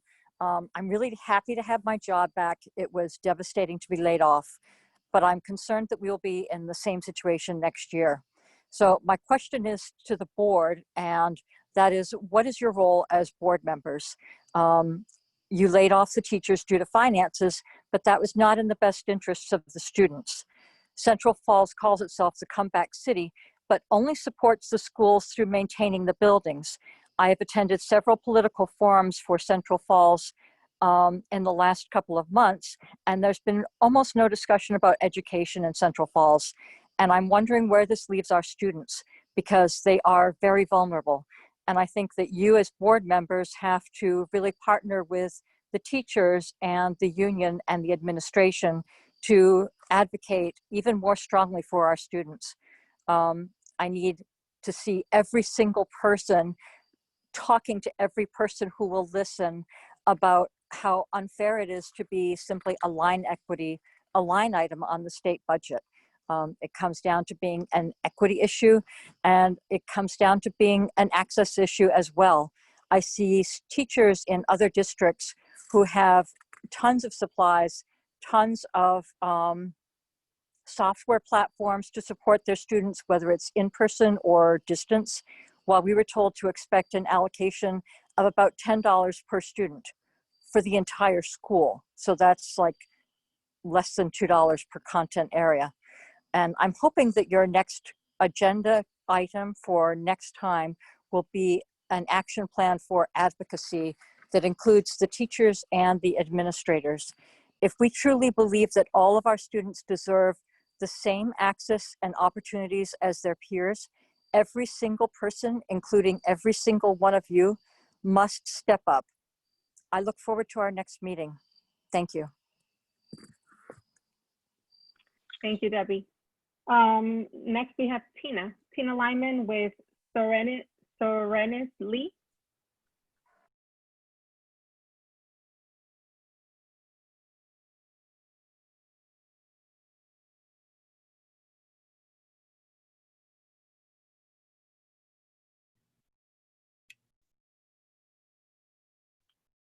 Hi, Tina. Hi, how are you? Sorry. Good. It's okay. Thank you so much for giving me the opportunity to speak. So I have been very fortunate to have spent the last 27 years of my career as a very proud educator of the Central Falls School District. Currently, I'm a second grade teacher at Raíces Dual Language School. I'm speaking today because I feel it's very important that I serve as an advocate for the students, families, faculty, and staff of this district. Over the years, while preparing for an upcoming school year, I have always experienced the typical beginning of the year jitters, along with the excitement of meeting and teaching a new group of students.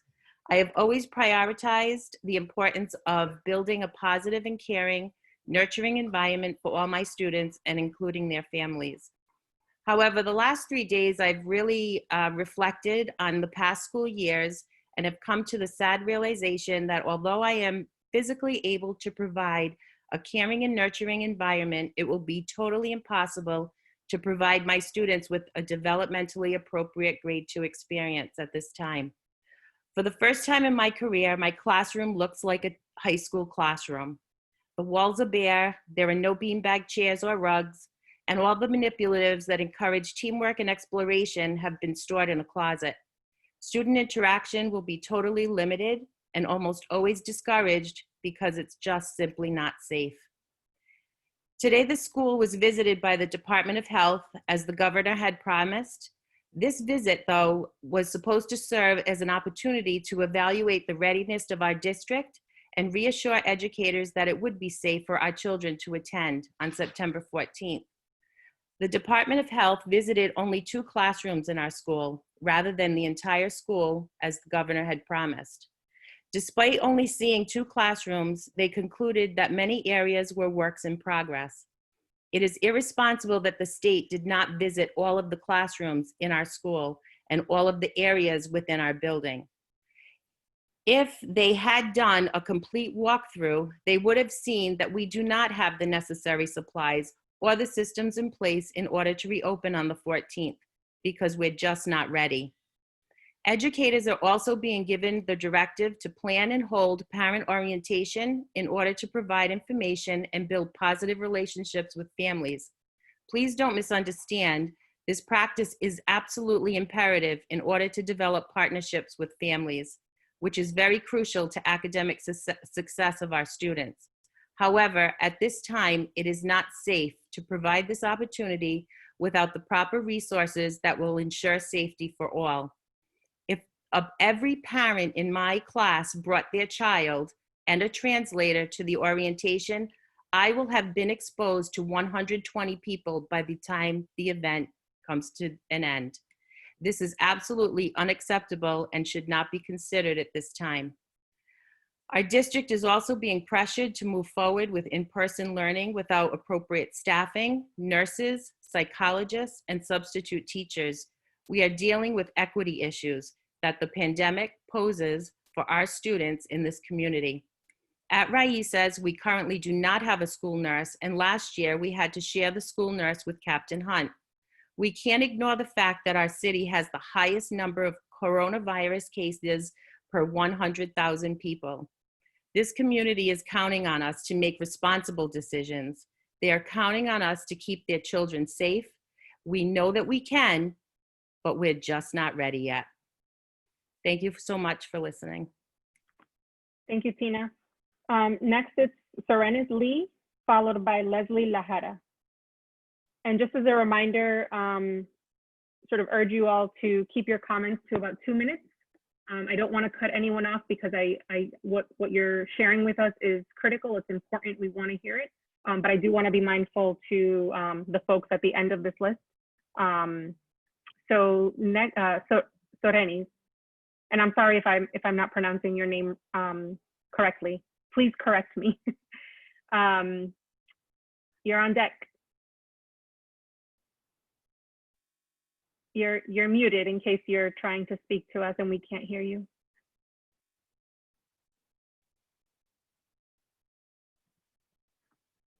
Okay. How about Leslie Lahara? Lahara?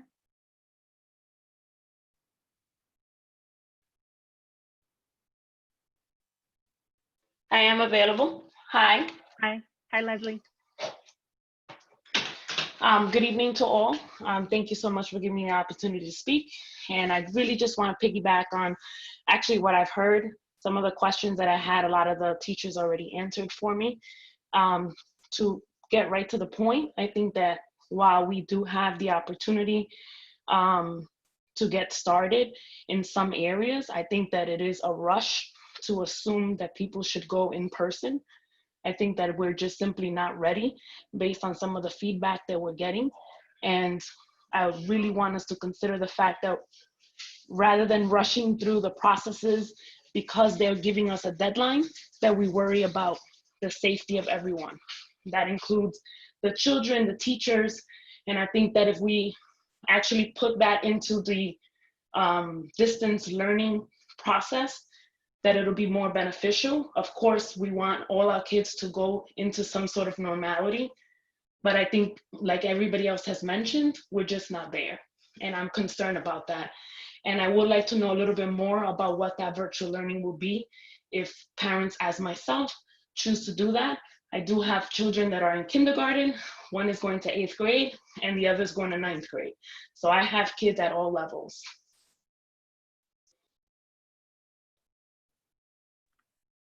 Thank you, Leslie.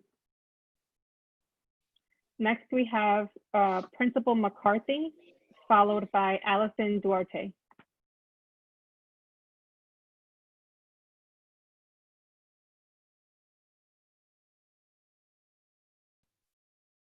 Hi, everybody, can you hear me? Yes. You can see me. Still in my office. Normally, I would really hesitate to speak at events like this, but I just think that these are extraordinary times, and so I think it's important for all of us to speak in terms of how we feel. And in fact, Dr. Downey Toledo encouraged us to do so. So I really respect the fact that she did that. So I am the proud principal, for those of you who don't know, of Central Falls High School. And I just want to say, first of all, what a privilege it is to work in this community with such wonderful kids and families, like Andrea Lease there, who I can see in the background, and families and dedicated professionals. I simply want to go on record to say that I do not think it is wise to reopen by bringing students into any of the buildings. At the high school, I appreciate the fact that we have the freedom to be a little bit more limited in our phasing into one grade level in a few select groups. But I feel like I'm in a bizarro world where the community with the least resources and given the least amount of notice to develop a plan is expected to be ready for students and families in less than 2 weeks. This is after the governor went back on her word about expectations for communities that are still at high risk. So while we prepare to open in a week, communities around us that have numbers 4 and 5 times less than ours are beginning classes online so they can make adjustments to their building and teachers can more adequately plan. It's okay for them to do so, but apparently it's not okay for us.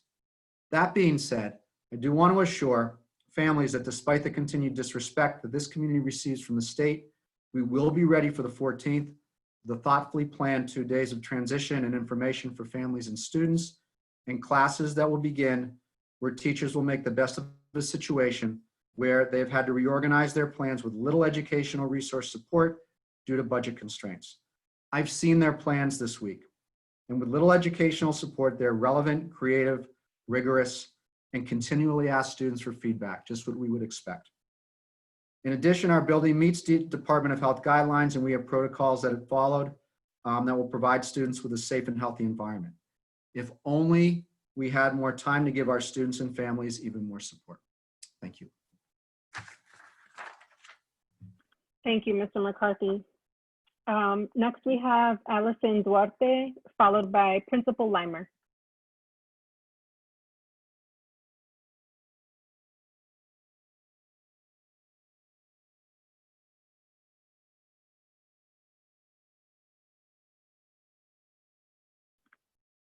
Hi, Allison. Not sure if you're trying to speak right now. You're currently muted. Sorry, I got kicked There you off are. briefly, but I'm back. And I really want to say that I appreciate this discussion and all your questions, and for you guys waiting to vote until you hear from us.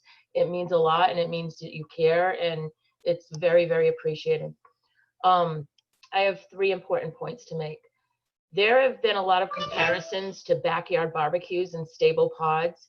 And for quite some time, we have been told that the difference is that the groups of people who do not know each other will not socialize as much. 25 people at a backyard barbecue who know each other will gather together, socialize, and spread the virus. And that number needed to be lowered recently. A class of young 5-year-olds in a room all day, I argue, is much like a backyard barbecue. Very fast, we will become close in more ways than one. We may be able to social distance for a short period of time during each day, and 5-year-olds can't be made to stay in chairs all day. It's just not possible. And we may be able to keep masks on for a short period of time, but again, 5-year-olds, not that possible. But we will be eating 3 times a day, each day in the classroom, obviously with masks off and talking to each other 3 times a day. This is very concerning to me. A backyard barbecue is outside and has less numbers and is still discouraged. That brings me to my next point. These pods are not for our safety, really. They're there only for contact tracing. Everyone goes home.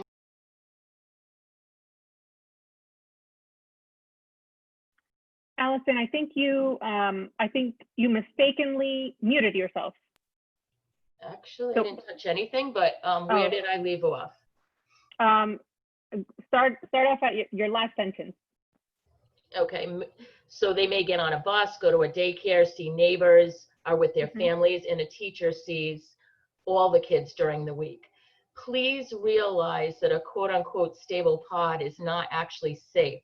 Also, now most of us are not even going to be required to get tested if someone in our class tests positive.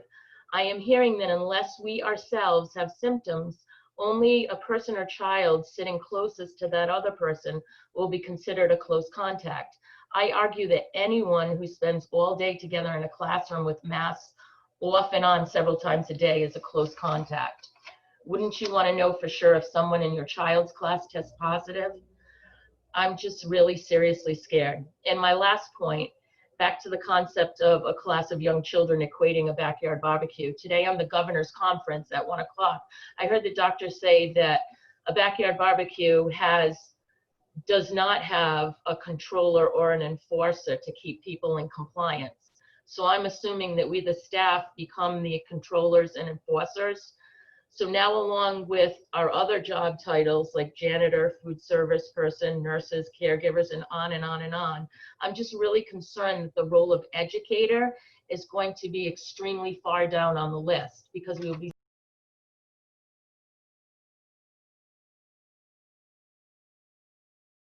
I'm not sure why you're being muted again. It's very strange. I have no idea. I'm not touching anything. Where did you hear me last? I would start with the last sentence. Okay, so I just urge everyone to realize that once we get into school, all will not be fine. There will be ongoing, literally life-threatening issues. So please don't forget that dealing with things is not the same as feeling safe at work. I'm very happy to hear Stephanie say that we would need 4 weeks of lower rates before even hearing a conversation about going back in full. I implore you to look at the numbers as they really are and not the way that they're being played with. And I really thank you, Sonia, for suggesting alternative ways to look at the data, like data tracking.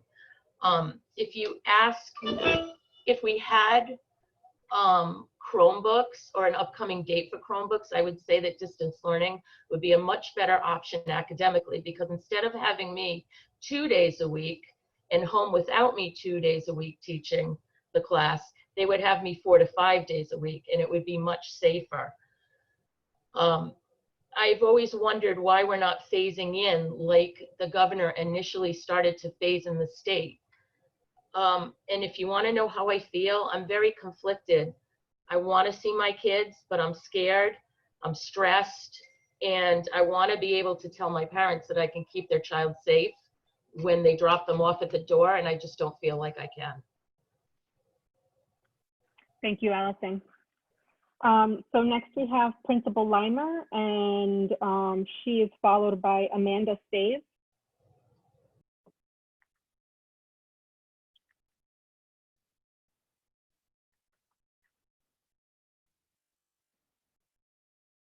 Principal Limer, you're muted.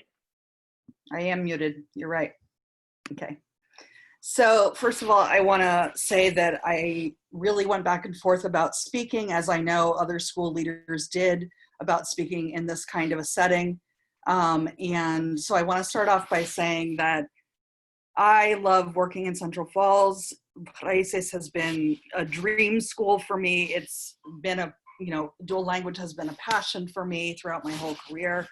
And I 100% support our community staff, teachers, and leaders. But I think it's really important on this call to name that what is driving our reopening decision is the systemic racism on the part of RIDE and the Department of Health. And I want to say that again on the record, it is the systemic racism that is driving this, because RIDE is not using the metrics that they put in place to bring back students to school. I completely understand that families feel like they may want their students to be back in school. I, as a school leader, and I feel very emotional about this, need to keep my students and my staff safe. That is the top priority. If they come back, they have to be safe. We are not there. I'm just going to take a breath. So we had no budget. We continue to have no budget. We lost teachers. Right now at Raices, we have no nurse. We have no art teacher. We have no bilingual interventionist. We have no teacher for maternity coverage in our 4th grade class. We have health classes that will be uncovered because we have no staff to serve them. We have no list of staff for arrival and dismissal. We have no staff to cover a quarantine room. We cannot be expected to reopen under these conditions, and morally, I cannot be in charge of doing that. I need to make sure that when kids walk through those doors, they have better than that. We have one warrior fellow right now. And many people on this call have already mentioned our budget for kids, even in this situation, is $10 a student. So we need to really think hard about this decision and start thinking strategically. So on a less emotional note, I want to say, I think the wise course of action is to start slowly.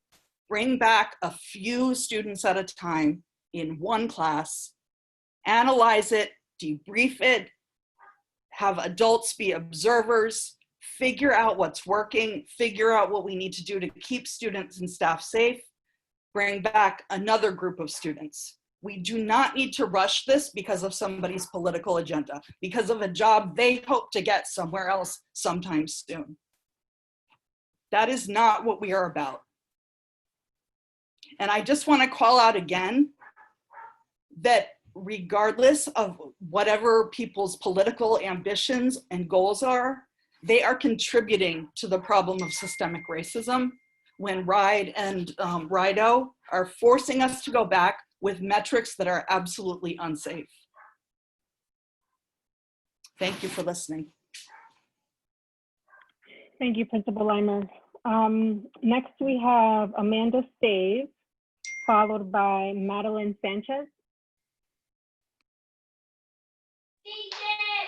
Hi, and thank you for allowing me to speak. First, I want to say that I have a child in the pre-K district. I have a child at the 5th grade, and I have a child going into his junior year. I want to say that last year, my kids, they did wonderful. in distance learning. My son's teacher, Miss Lincourt, was wonderful. He could not learn through a computer. My son needs to be in a school, and I understand the safety, and I feel horrible as a parent to say that, but he has such special needs that he needs to be in a school. My other two, I'm fine with them not going. But my son needs to be in school. I'm a pre-K teacher. I get it. I get it. I can't keep my kids safe, but I have done it for 3 months. It can be done. Please allow my child to go back to school. Thank you. Thank you, Amanda. Next, we have Madeline Sanchez, followed by Jordana Ruggieri.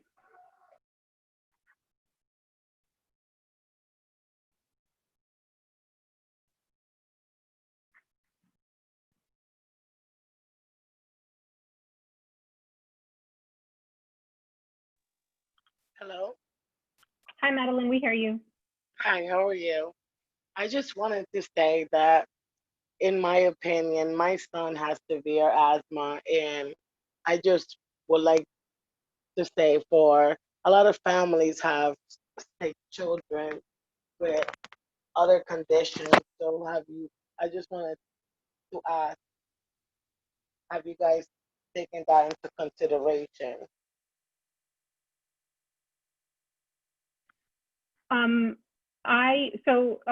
Just want to be clear that we're not going to respond to like specific questions relating to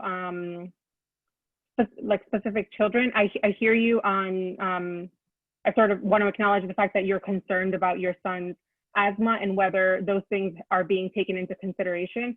I think that's exactly what we're grappling with right now, right? Like ensuring that children will actually be safe in these buildings. If your concern is that because of your child's asthma, you don't want your child to be in school, there will be options for, in the event that students do come to school, there will be an option for you to choose a distance learning option for your child. And what I'm gonna do is actually, I'll send you a message separately to connect you to the school leader that for your child's school. Remind me what school your child goes to? He goes to Veteran Memorial. He will be Veteran. in first grade. Okay. And I Sounds good. also So that's, just wanted yep. to say to you and the board that I understand most parents that need their children to go to school, and they'll probably do better there than in home. But as for Josiah, I feel like he did great. I mean, I had to take a couple classes from the teacher to learn how to do the new math bonds, but I learned and we got through it. Yeah, no, I agree, right? Every parent's experience is different, and I really appreciate you staying on for this long and sharing your perspective and sharing your child's story. What I'll do is actually connect you to someone from Veterans who can help you think through your specific situation. Does that sound all right? Yes. Okay. Thank you so much, Madeline. Hello. Thank you so much, and I'll connect you to someone from Vets. Okay. All right. Thank you so much. Thanks so much. Next, we have Jordana Ruggieri, followed by Ashley Brio. Sorry, I always say your last name wrong. Ashley Bro. Hi, good evening. Can you hear me?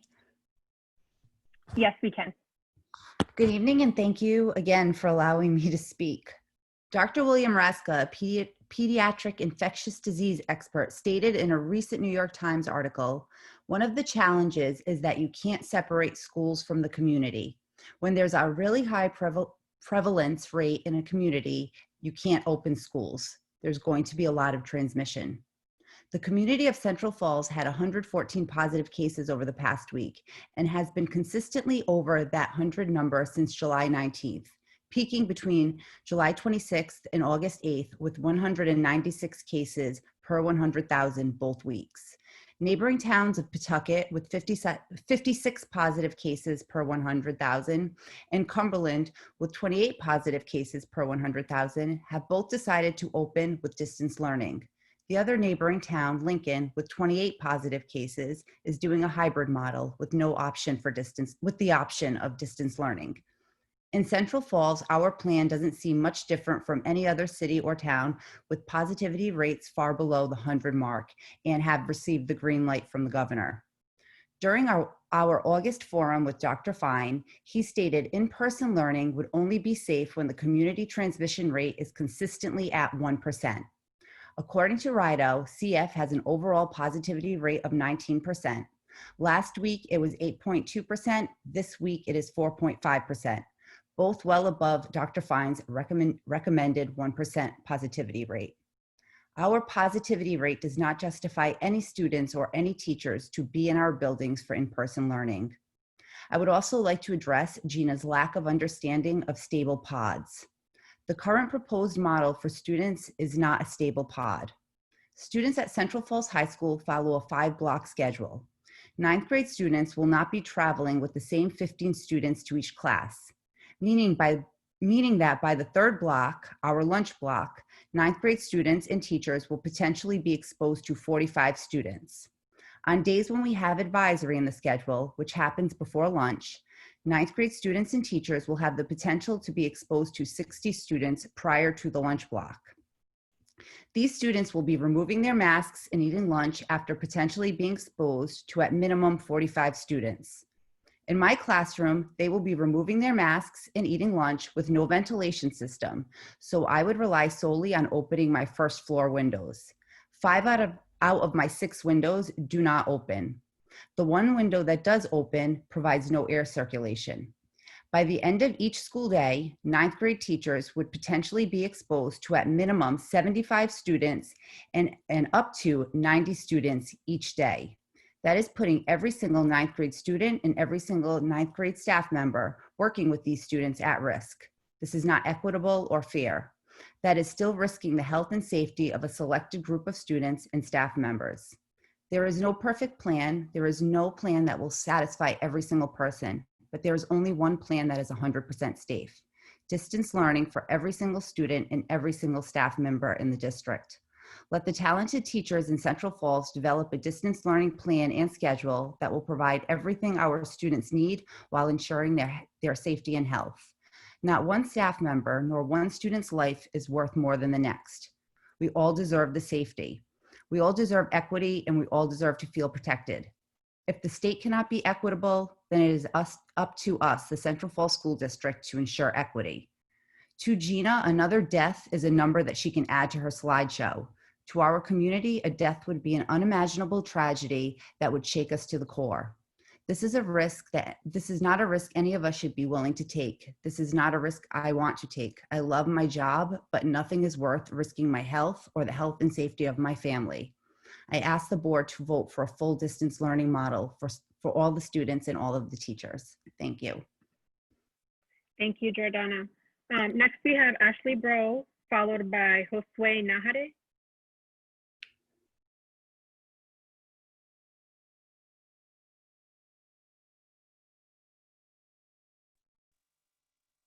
Can you guys hear me? We can. Okay. So at this point as a parent, I'm frustrated, I'm overwhelmed, I'm emotional. I'm so upset after all the advocating I've done to get this district a budget. We still don't have a budget. I'm worried about the children, this community, the staff members, my children, all the students being safe. You know, I've gone through the data. I've been tracking the data since June. I've been up every night, going to bed at 4 o'clock in the morning, trying to figure out the safest way that sending my children to school could be, and I don't have an answer. I am still undecided what's best for my children, whether to send them or whether they do distance learning. 2 days ago, on August 31st, we were at 114 cases per 100,000. When I checked it yesterday, they revised the cases and we are 108 per 100,000. They actually have put added cases in the month of May. and decrease cases in this month. So they are playing with numbers for the city of Central Falls. And I don't understand how they could do that, how they could just revise numbers like that. I think the data is very misleading and inaccurate. I think children are silent spreaders of this. Studies have shown that they are. I'm concerned about a distance learning option for all students that have IEPs if they're going to get their services provided to them. The guidelines, the revised guidelines, the outbreak plans, the playbook, I find a lot of things very unsafe and not as strict as the state guidelines. I believe if it's 6 feet social distancing, it should be 6 feet, not as much as possible, nothing less. 15 in a gathering, 15 in a classroom. I just don't think at this time that it's safe enough to have an in-person learning setting for children to go into, for teachers to go into. I don't think that this, us being the highest city with cases and our neighboring cities around us are distance learning. I think the best approach, and I'm asking the board to please consider voting for a full distance learning option for the safety of everyone, because clearly Gina has a political agenda and she's not having our safety and health in the best interest. Thank you. Thank you, Ashley. Next, we have Jessica Parkhurst, followed by Catherine Bellows.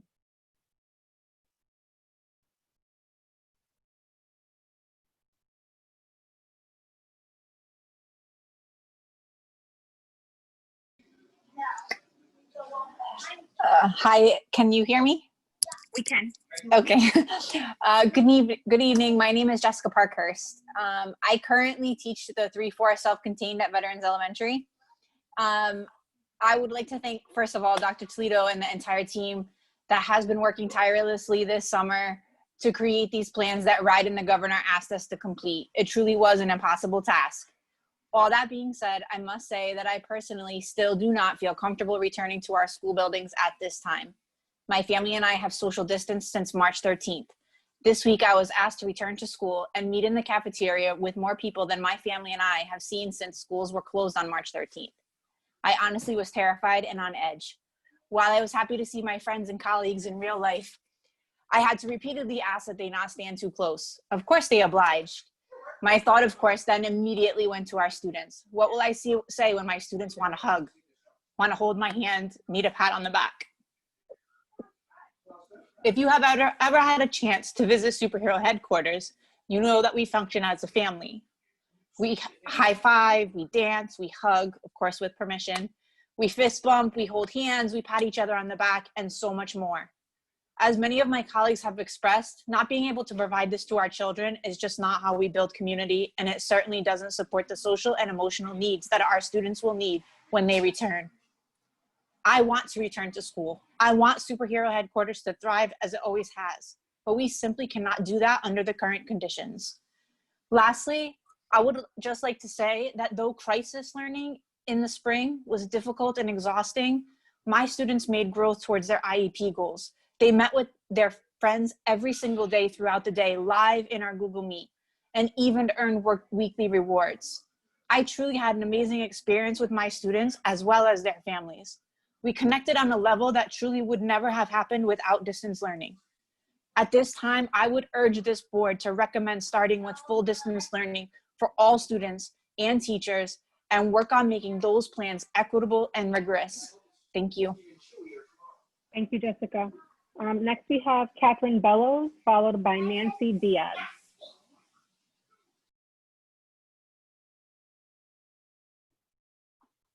Hi, good evening. Can you hear me? We can, yes. Thank you. Thank you very much for giving me this opportunity to speak. I first want to address Ms. Cologne's question about how teachers feel about coming back this year. I'd like to say first and foremost, I love what I do. I am excited to see the start of every new school year. Teachers spend many sleepless nights thinking about what the new year will bring for them. In a normal school year, we're excited, we're pumped up, we're ready to go, but this isn't normal.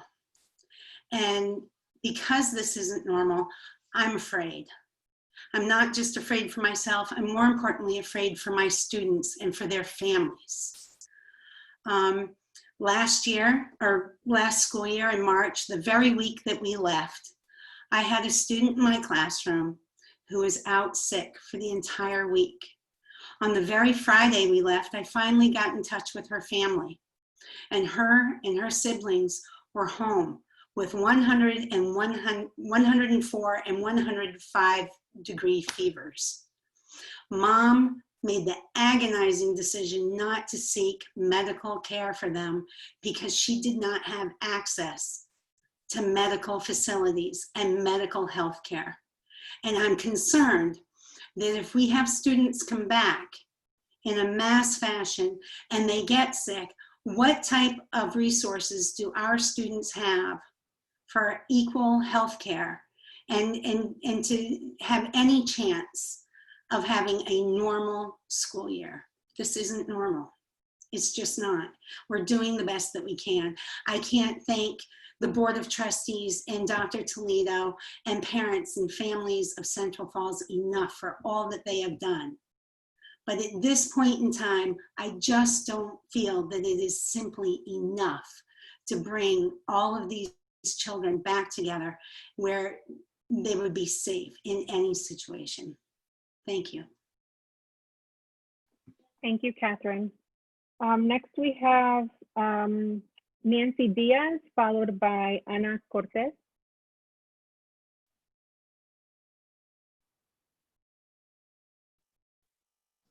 Hello. Hi, Nancy. Hello. Sorry, my English no very good, but I want to say I am very worried for the children returning to school. I have 3 children, one very, very sick all the time, and I'm scared, and I think it's not safe. It's not safe, too many children, too many teachers. It's very scary for me.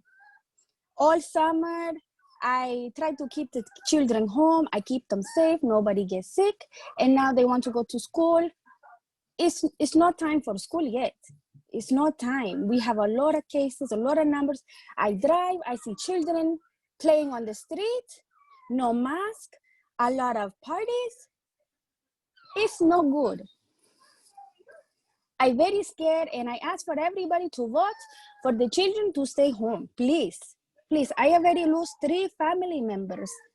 My uncle just died last Saturday in Florida from Corona. I'm very worried. I don't want to lose my child. I'm very scared. Thank you. Thank you, Nancy. Next we have Ana Cortez, followed by Joe Travers.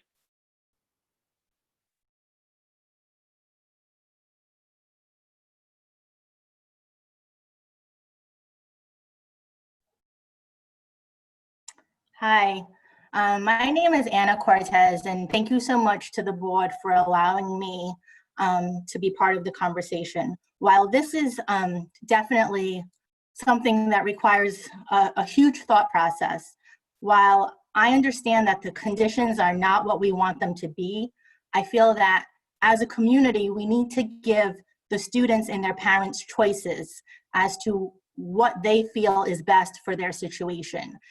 There is no right answer. There are no 2 kids alike, but parents should have the ability to make the choice. And we shouldn't just pick one option of just full distance learning, because not every kid is going to thrive in that situation.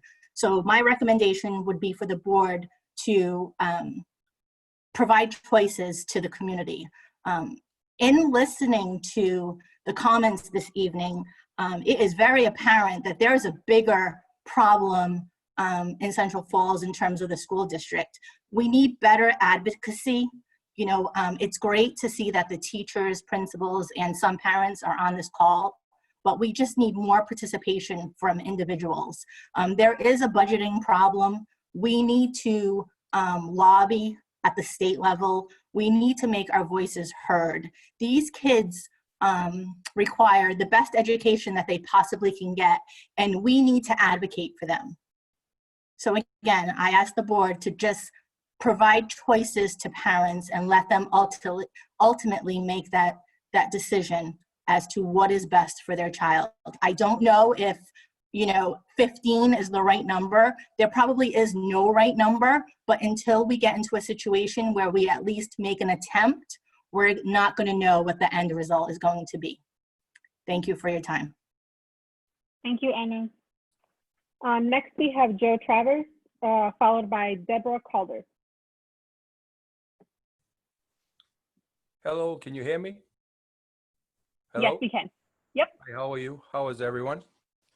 Good. First of all, I would like to thank Superintendent Toledo, Assistant Superintendent Ann Lynch, and Head of Special Ed, Katie Gomes, now Katie Marcotte. Thank you for all the work you've done for us. You guys have been diligently working to make our situation better. And I'm praying for you guys to make sure that you guys are safe yourself. If you don't know me, I've been involved in the Central Falls community for over 40 years now. I've been teaching for 31. I was a student there also. I still have, my mom lives there. My brother just moved, so I have still a vested interest in the community. I live a half a mile away in Cumberland, but I'm in Central Falls every day. Because of that, I'm visible to a lot of our kids, a lot of the parents that I still know, that I've developed relationships with. They're not just my ex-students, now they're my friends. Some of their family members have been to my house after they've been graduated out of high school, and they've asked me to speak on some of their issues. One of the biggest issues that some of the parents have right now that I've spoken to, they've asked me to speak about, is because of the high rates of the coronavirus in Central Falls. As you know, in a survey, 71% of the parents that were surveyed said they'd rather go distance learning. This was also mentioned in a previous meeting. They would like to go distance learning. And they're scared. Many of their households are multi-generational. Like some of the kids were telling me they're afraid to get their grandma, grandpa sick, or their mom or dad, and it's affecting them big time. The atmosphere at home is fear for many of these people.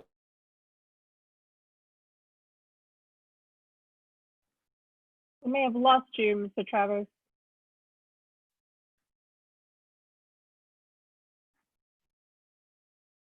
Hello?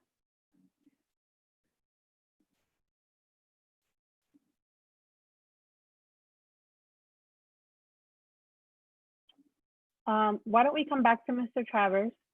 We'll move on to Deborah Calder, and he may be back. Mr. Travers, you're currently, there we go. Okay. I didn't touch anything. Yeah, it's strange. It happened to one person, one other person. Where I left off.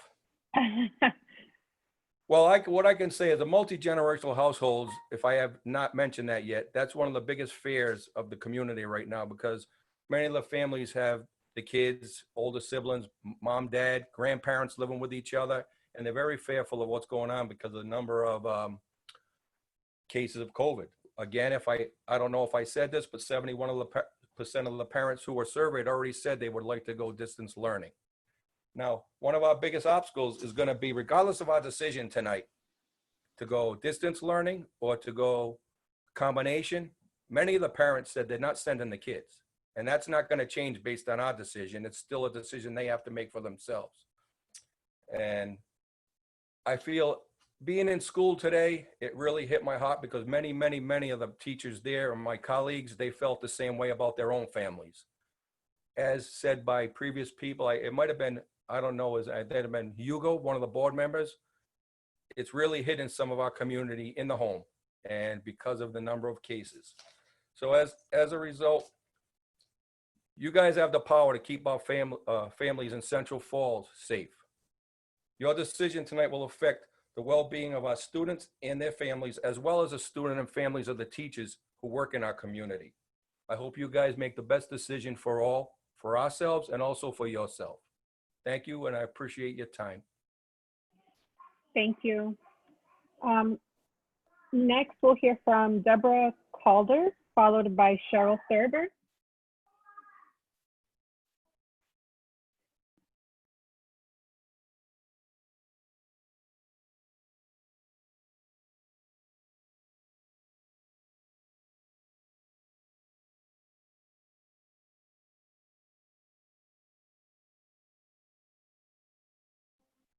Deborah, are you on?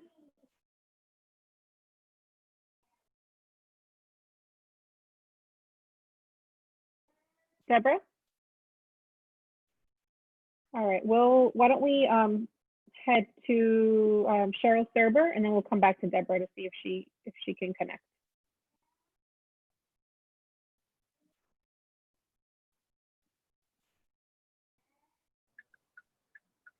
Hi, can you hear me? We can, yep. Okay, thank you. I would like to first thank Dr. Toledo and her team for the effort they have put in all summer. It was an unbelievable task that they have been faced with, especially with ever-changing guidance from the Department of Health and the Department of Education. I'm an elementary teacher at Veterans Elementary School, and I would just like to say, after being back in the building for 3 days, I can honestly say that teachers are scared. We are scared for our families, our students, their families. We're receiving a lot of conflicting information and daily changing information. At best, our classrooms are set up with 2 feet of social distancing, possibly 3. We are nowhere near 6 feet of social distancing for our students. We've been told to set up for our capacity in our classrooms. Some classrooms, the capacity is 25, because at some point we may all be back in school. All 3 elementary schools in the district are down a nurse. We do not have a nurse at Veterans, at Raíces, or at Ella Risk. Ella Risk and Veterans also do not have a school psychologist. I truly believe as a parent and as a teacher, we are not capable at this point in time to keep our students and their families safe. You know, we're working on bathroom schedules. How are we going to get these kids to the bathrooms without cross-contaminating pods? What happens if a child needs to go to the bathroom and it's not their scheduled time to go? Obviously, we need to get them there, but how do we do that safely? There's just a lot of logistics that need to be figured out at this point, and I don't feel that in another week we will be able to open our building safely to all of our families in Central Falls. I really hope that the board considers these comments that I am making and all of my colleagues and leadership in the district has made, and the decision is made to go full distance learning to start. Thank you. Thank you, Cheryl. Next, we have principal comment, followed by Kat.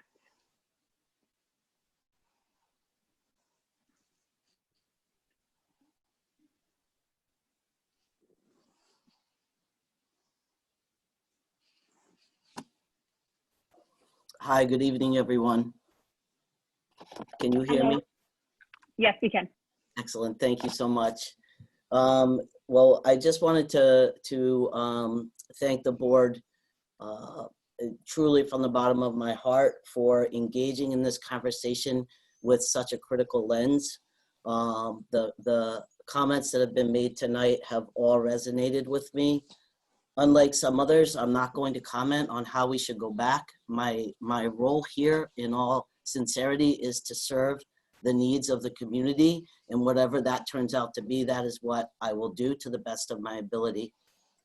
However, I would like to point out that, you know, when I first came into CF, one of the reasons that I chose to leave a perpetually solid and very safe position in another district was the level of questions that were delivered to me by the Board of Trustees of this community. It gave me the indication that there was thoughtfulness, that there was caring on the board, and that I would be held accountable to my job and to what I was called to do.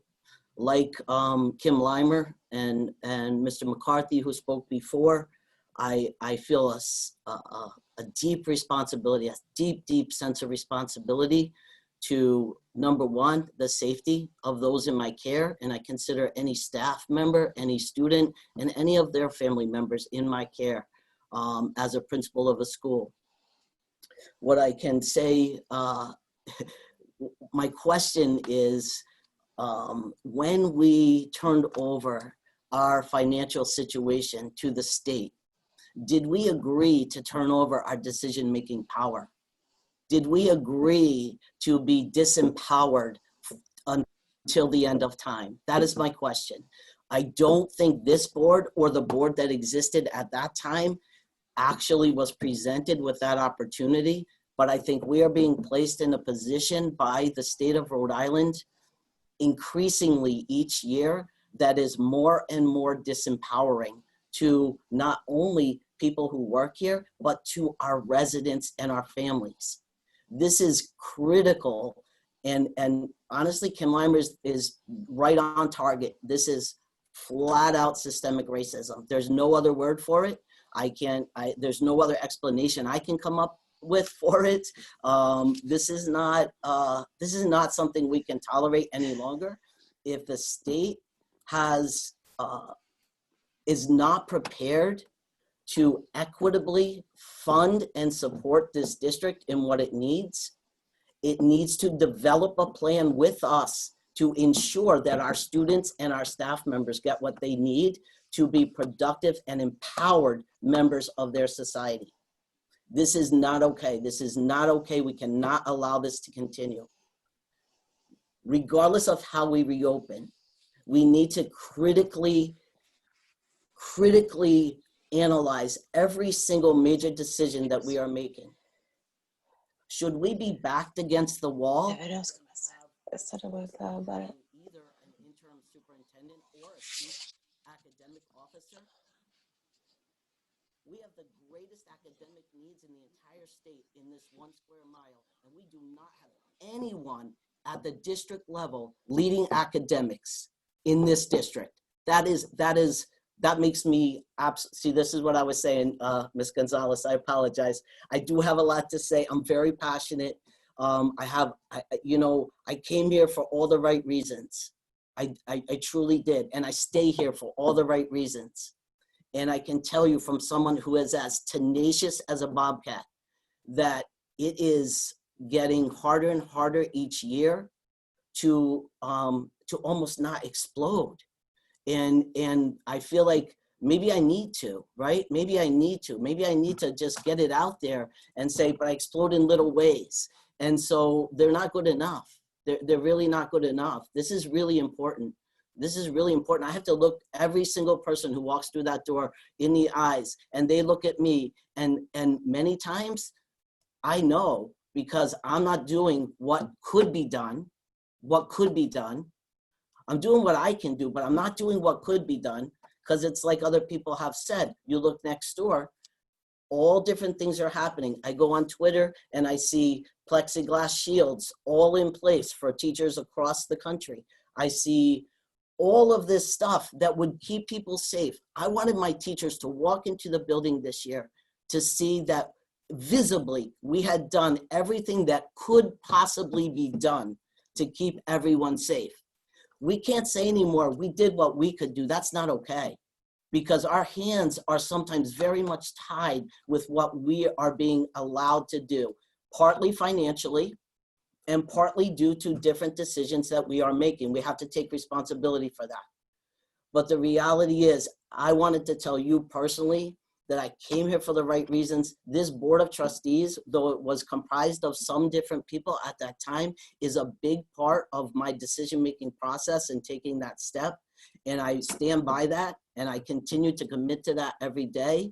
But I definitely would like to see some sort of major transformation in the way that decisions are being made in this district, so that not only are staff members supported, but the families and students of our community are more supported, and in this case with COVID, more safe.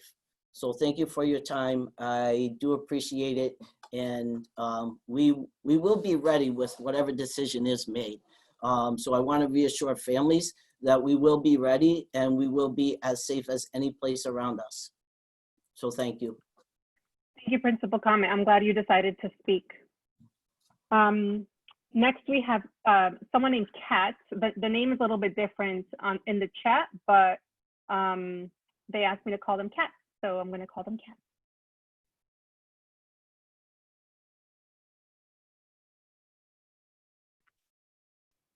Can you hear me? Yes, we can. Okay. So my daughter is a student of Central Falls, but she is out of placement right now due to emotional behavior issues. But I just want to put this out there. I'm following this. My child has many, many friends in the district. It was nice to hear from Mr. Comment. It was nice to hear from Ms. Stewart. But what I want the board to understand is my child, when the school shut down on March 13th, I'm going to get emotional because I put myself in her shoes and all the kids out there. She came home off that school bus and had no idea that the governor shut the state down. No idea. I had to explain to my child, you will not be going back to school. She asked me when and why, and I had to explain to my child at 9 years old why. Now, to force kids to go back into the public schools, especially in Central Falls where we live, and the numbers are outrageously high, these poor kids are going to be put in harm's way. I listened to the governor. She makes no sense. She's saying that we know students are going to get sick. We know teachers are going to get sick. We may have deaths. How can you do that to these children? Mentally, how can you do these to these children? To put these children back into the school system, have them go to school, and a month down the road to shut schools down again, just imagine what it's going to do to these kids. Yeah, they struggled with distance learning, but our teachers went above and beyond to give them an education, distance learning. Is it hard work on parents? All day long, especially children like my child who has IEPs. But you know what? We figured it out. We've got it going. The best interest for these children right now is to do distance learning for right now. Instead of putting them through going into schools, be reunited with their friends again, to just be torn out of school all over again with not even a moment's notice. That's not fair to staff. It's not fair to the teachers. It's not fair to the children.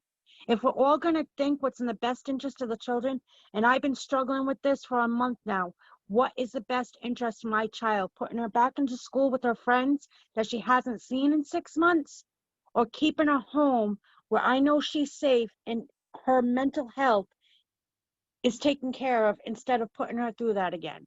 Just something for the board to consider. Thank you. Thank you very much, Kat.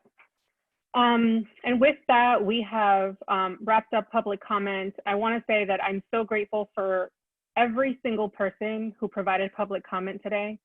And I'm so glad that we, that we decided not to vote until we heard from all of you. We understand that this process has been confusing. It has been complex. It has been last minute because things have been pushed back at the state level.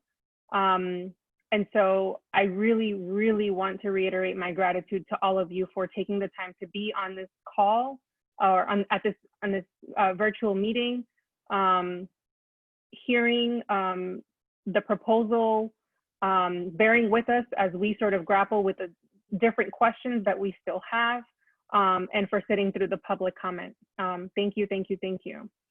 So now that we've heard from Dr. Toledo and that we've heard from attendees who provided public comment, we are now shifting toward, I think, an additional discussion followed by a vote. I think it's important that this board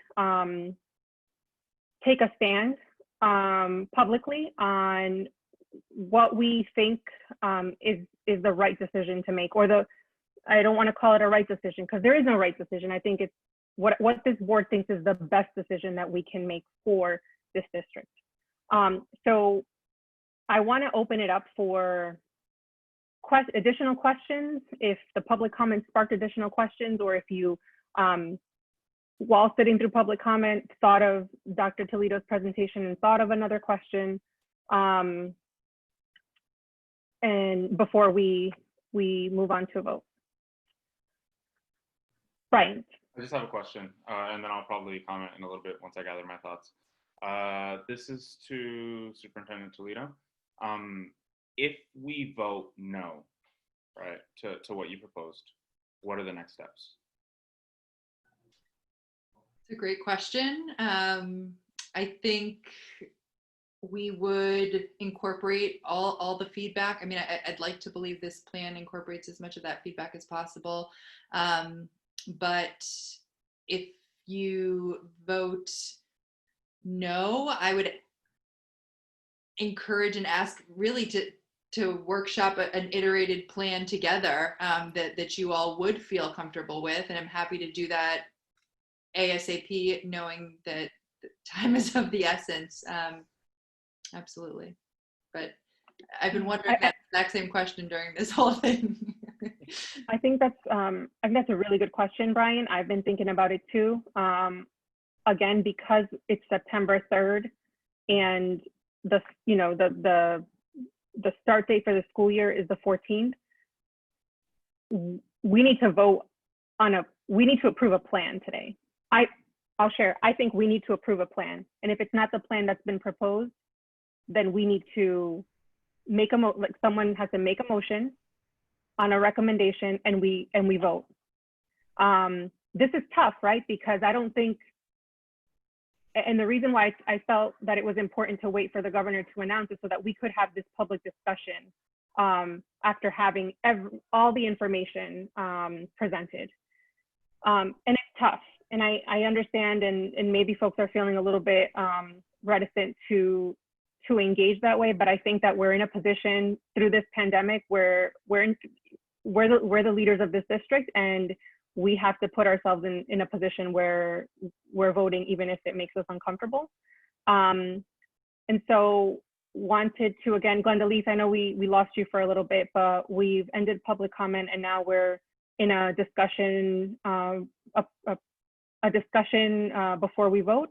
And so wanted to just open it up for additional comments or additional questions for the superintendent.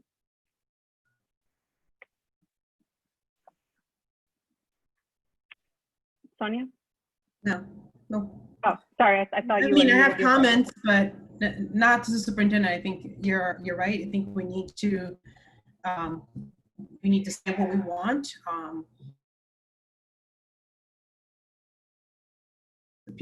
For those who don't know, we have been talking about this for weeks, right? And waiting. And when do we make a decision? Do we wait for the announcement to come out? Do we have a special meeting? What is the role of the board? What do we do?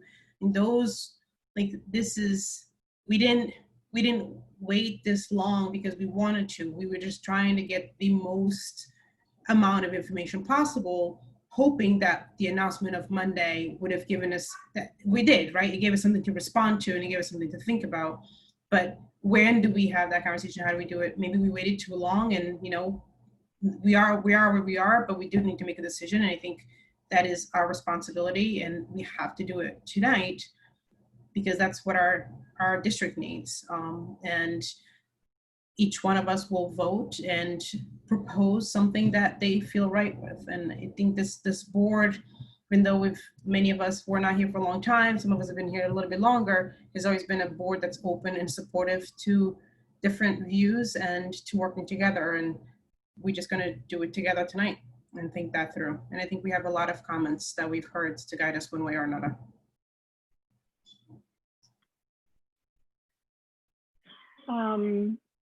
Anyone else want to share comments? Hugo?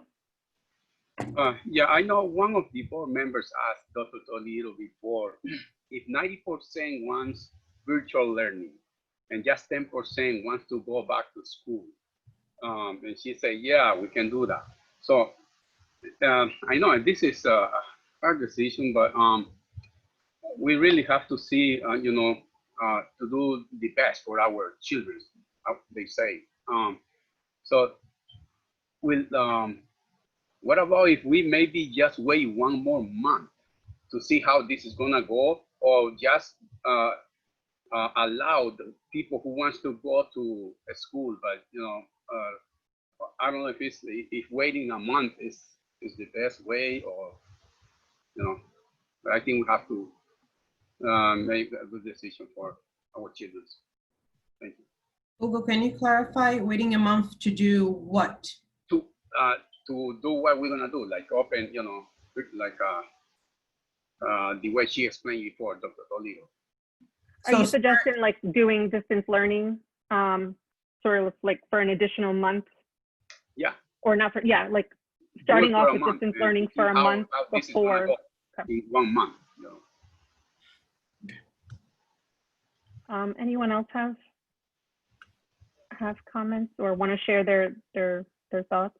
Glenda. I know we talked about the Chromebooks and that's not the bigger picture here, but I know we did function with the Chromebooks we had in the spring. The other thing I'm a little bit struggling with is when will it ever be safe? Will it ever be 100% safe to go back to school? So choice is huge for me because I am divided in my own household. I have a daughter who cannot focus. She needs to be in school. She needs to be with her teacher. 2 others did great. One of them did better than he's ever done. So choice is huge. And again, will it ever be 100% safe? Thank you. Thanks, Glenda. Any other board members? Brian? Now that I've had some time to gather my thoughts a bit, so I do want to say, as a Central Falls resident, right? It's scary, and so I think about what it means to live here, what it means to know that the cases are where they are, what it means to know that we have a testing site strictly for CF in Pawtucket. Why is it, right? What it means to know that the green light was given to all schools but Central Falls and Providence, and what both of our district relationships are to RIDE, what all of that means, right? And what these decisions that are made with the higher ups are actually taking into account our kids, right? Taking into account our families. And also, that's the first thing. Second thing, I also feel for, as a school teacher myself, and what this means, right? Sure, I don't teach in Central Falls, and I can't even imagine, like I know myself, and it pains me to know that I can't hug my student, right? Or I can't be with my student and I can't talk to them, and it's sad.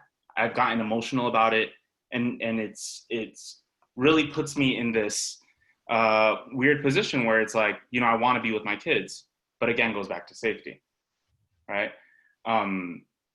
I agree with Ugo's idea in regards to starting with distance learning. I'd actually even be one to say, let's start for the Q1 and reassess 2 to 3 weeks before the quarter ends and see where we are at that point. The cases are too high to even think about, like, we can't compare ourselves to, schools that don't even look like ours, right? To schools and communities that don't have multi-generational families, right? Living in one place. It's not realistic, it's not fair, it's not equitable, right? This is all a product of systemic racism, just like what the 2 other folks said on there during public comment. It's not fair. And so I know where I'm gonna go with voting, but I'd like everyone else to keep all of that into account when you vote. Thank you. Thanks, Brian. Want to make sure I give every board member an opportunity to, share if they'd like to. I know this is so much to process and to consider. Anyone else want to share? I echo a lot of what you just shared, Brian. And frankly, I came into this, one, I'll share that I was shocked by the governor's announcement. Maybe I was too naive, but I actually expected her announcement to look different. Certainly some differentiation for Central Falls, but not partial in person as the you know, the how we should start, not at all. I thought it would look something closer to, you know, somewhere in between full distance and limited in person. That's what I thought what was going to be presented in her press conference.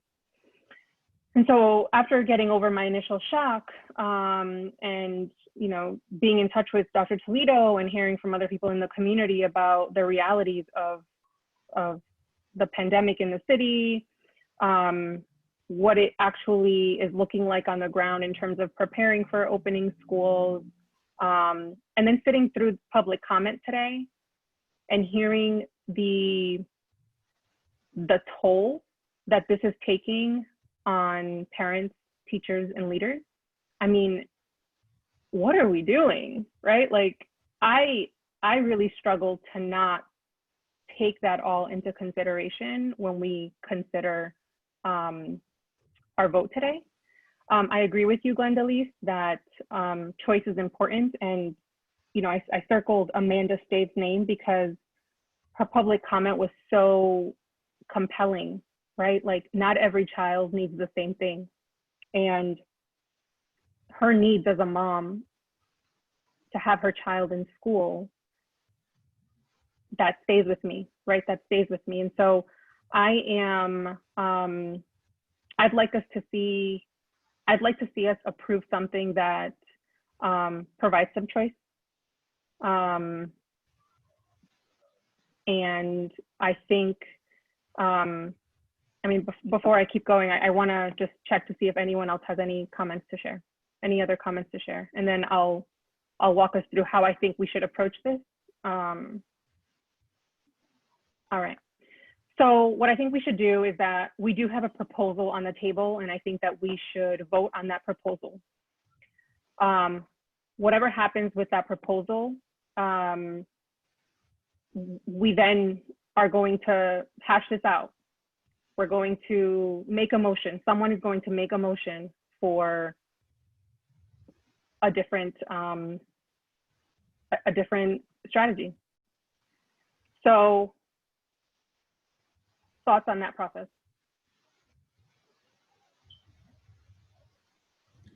I mean, that's perfectly fine. We could also just amend it. I think that's right. We can just, right? We can, I think that either way, let's just move forward and let's make a decision what has been presented to us and move from there. I'm okay with that.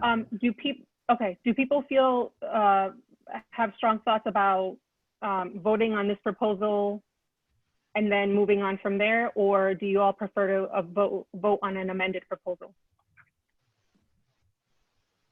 Any strong thoughts? If no one has strong thoughts, I'm just gonna go one way. All right. So I think we should vote on what's currently on the table, and then move from there.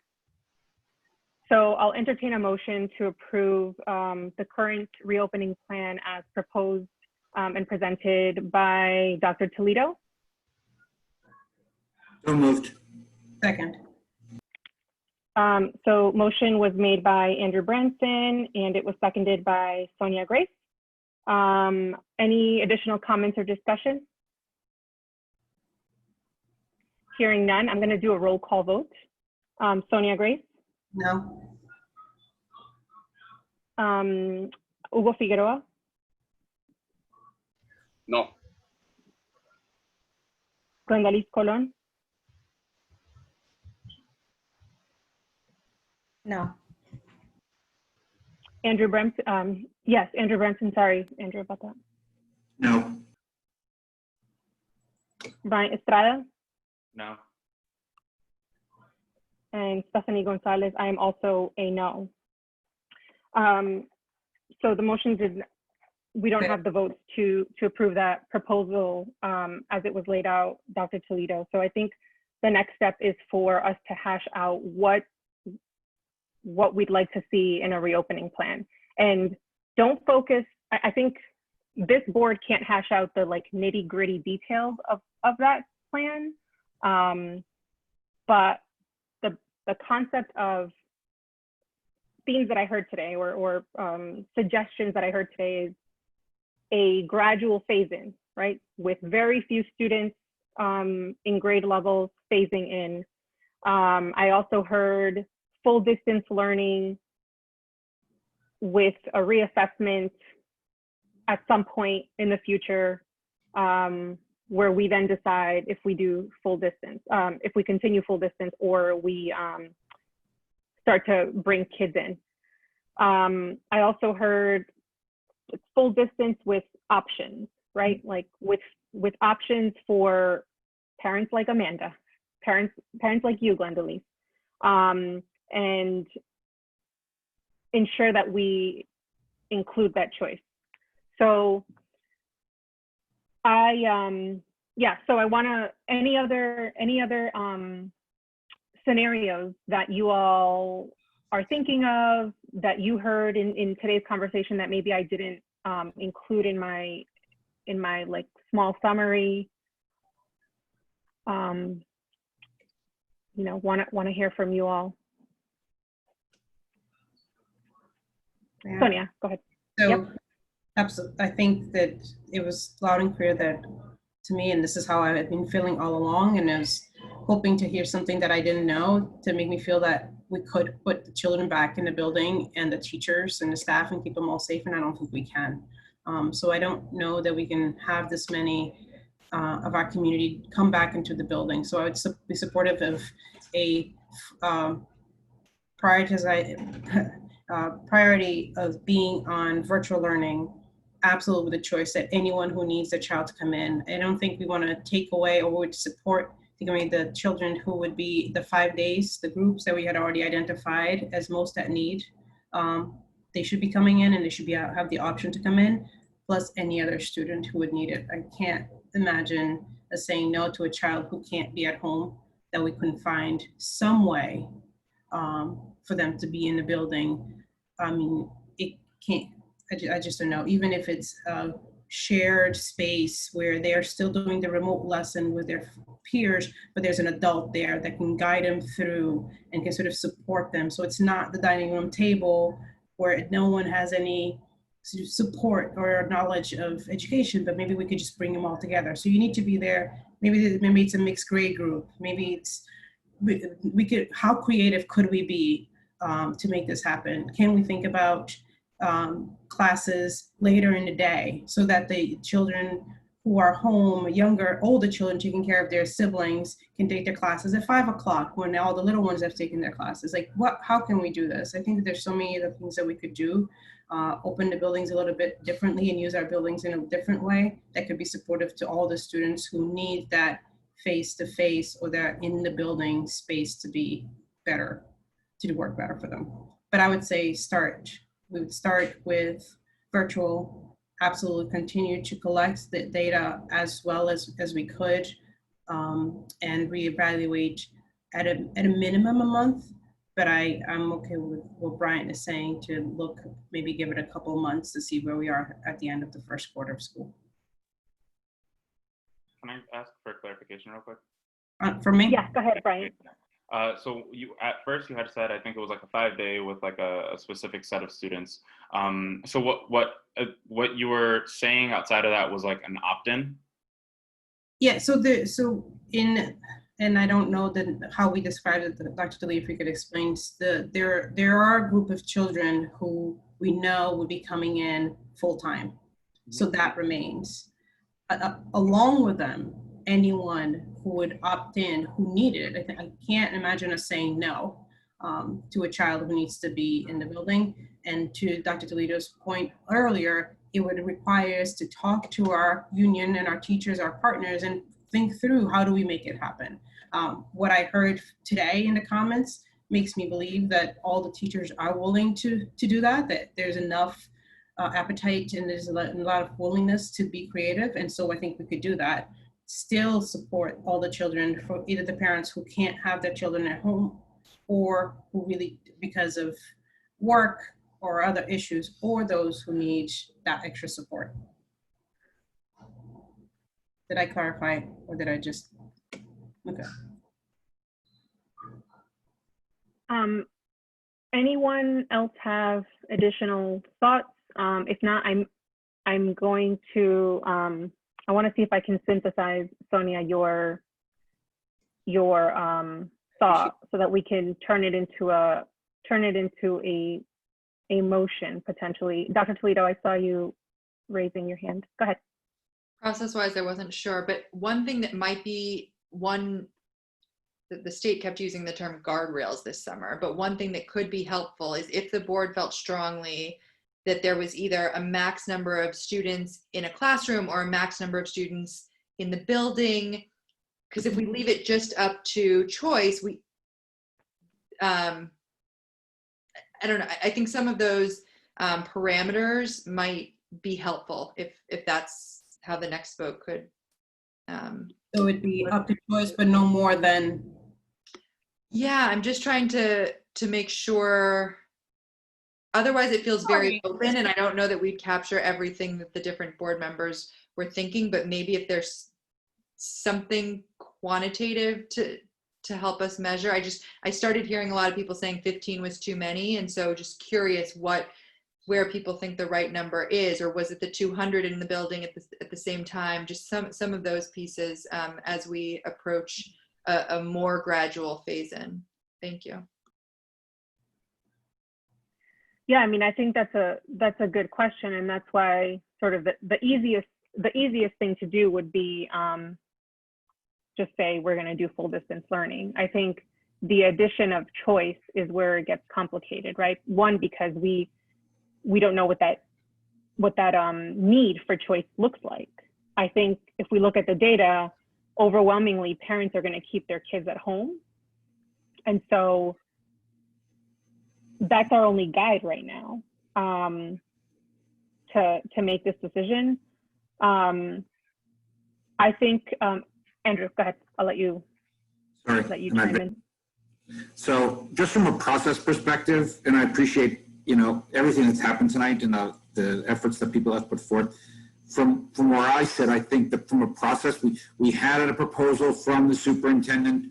We voted not to go in that direction. I think the next step would be for the superintendent to work with her team to bring another proposal back to us as soon as possible that we can take action on. I don't think it's really, we have management professionals that are doing this, and I feel like I don't want us to become the brainstorming of how we should be moving forward. I think it's really more appropriate for us to react to proposals that can be constructed. And so, clearly the timing is of the essence, but I feel like what I'm ready for is another proposal to evaluate and react to.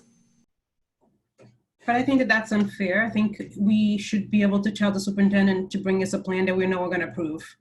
At this point, we don't have the time to have, well, we could schedule another meeting for sure, but I think we can give her enough guidance, even if the motion is not specific to the detail that would be a plan, but that would give her the guidance to say, if you bring us this is the only thing we'll accept. Anything like it's not, that's what, because we just said no to it. Otherwise we should have amended what was proposed to us.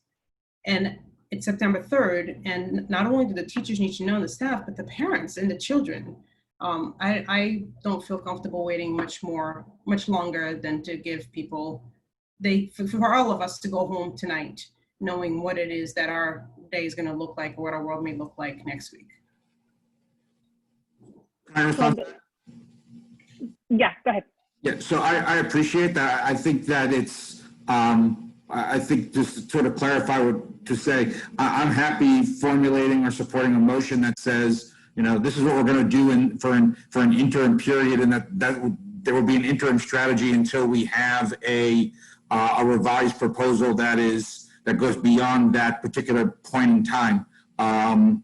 You know, I get that we're trying to make a decision for both September 14th, but we're also trying to make a decision that goes beyond the immediate start. So I would feel comfortable supporting something that said, you know, in the interim, we're going to do this with an expectation that it is an interim and that will give us additional time, which I think a lot of other districts are doing. And what we sort of heard was the sense here is the additional time to both see the landscape, but also to continue to put together a proposal that's going to work the best for, you know, every family and student to the extent that that's possible.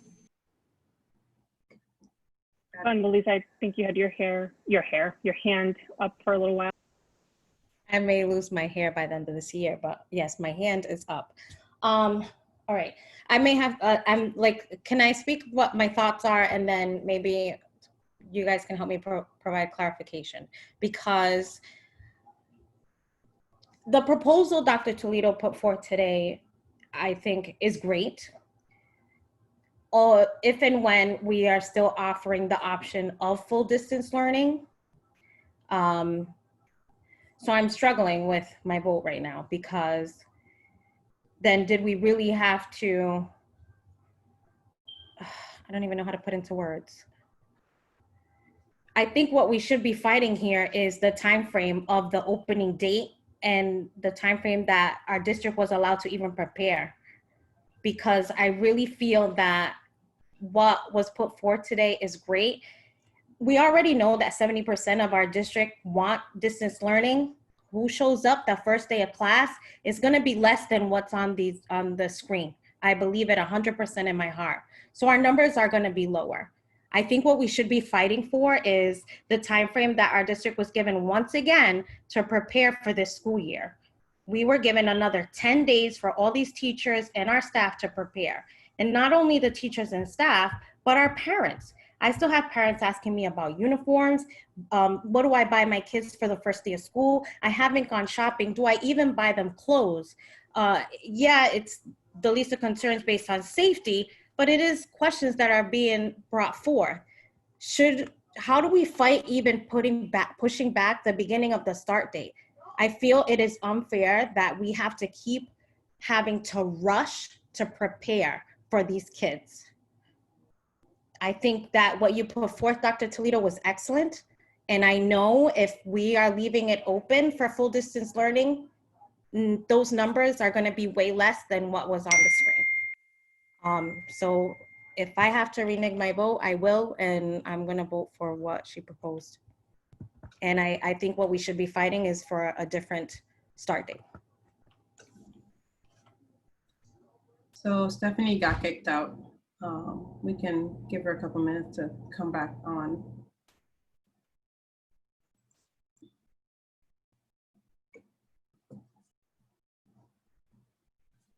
Let's see.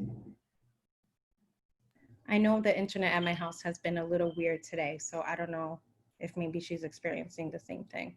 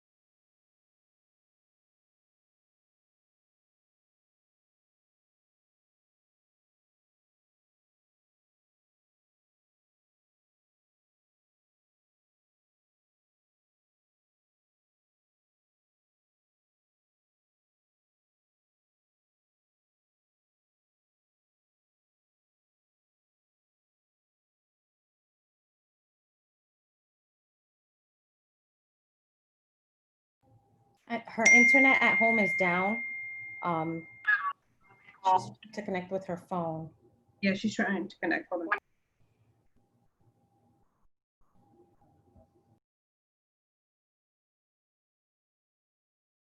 I just want to thank everybody that's been on here this long. Bear with us with these technical difficulties.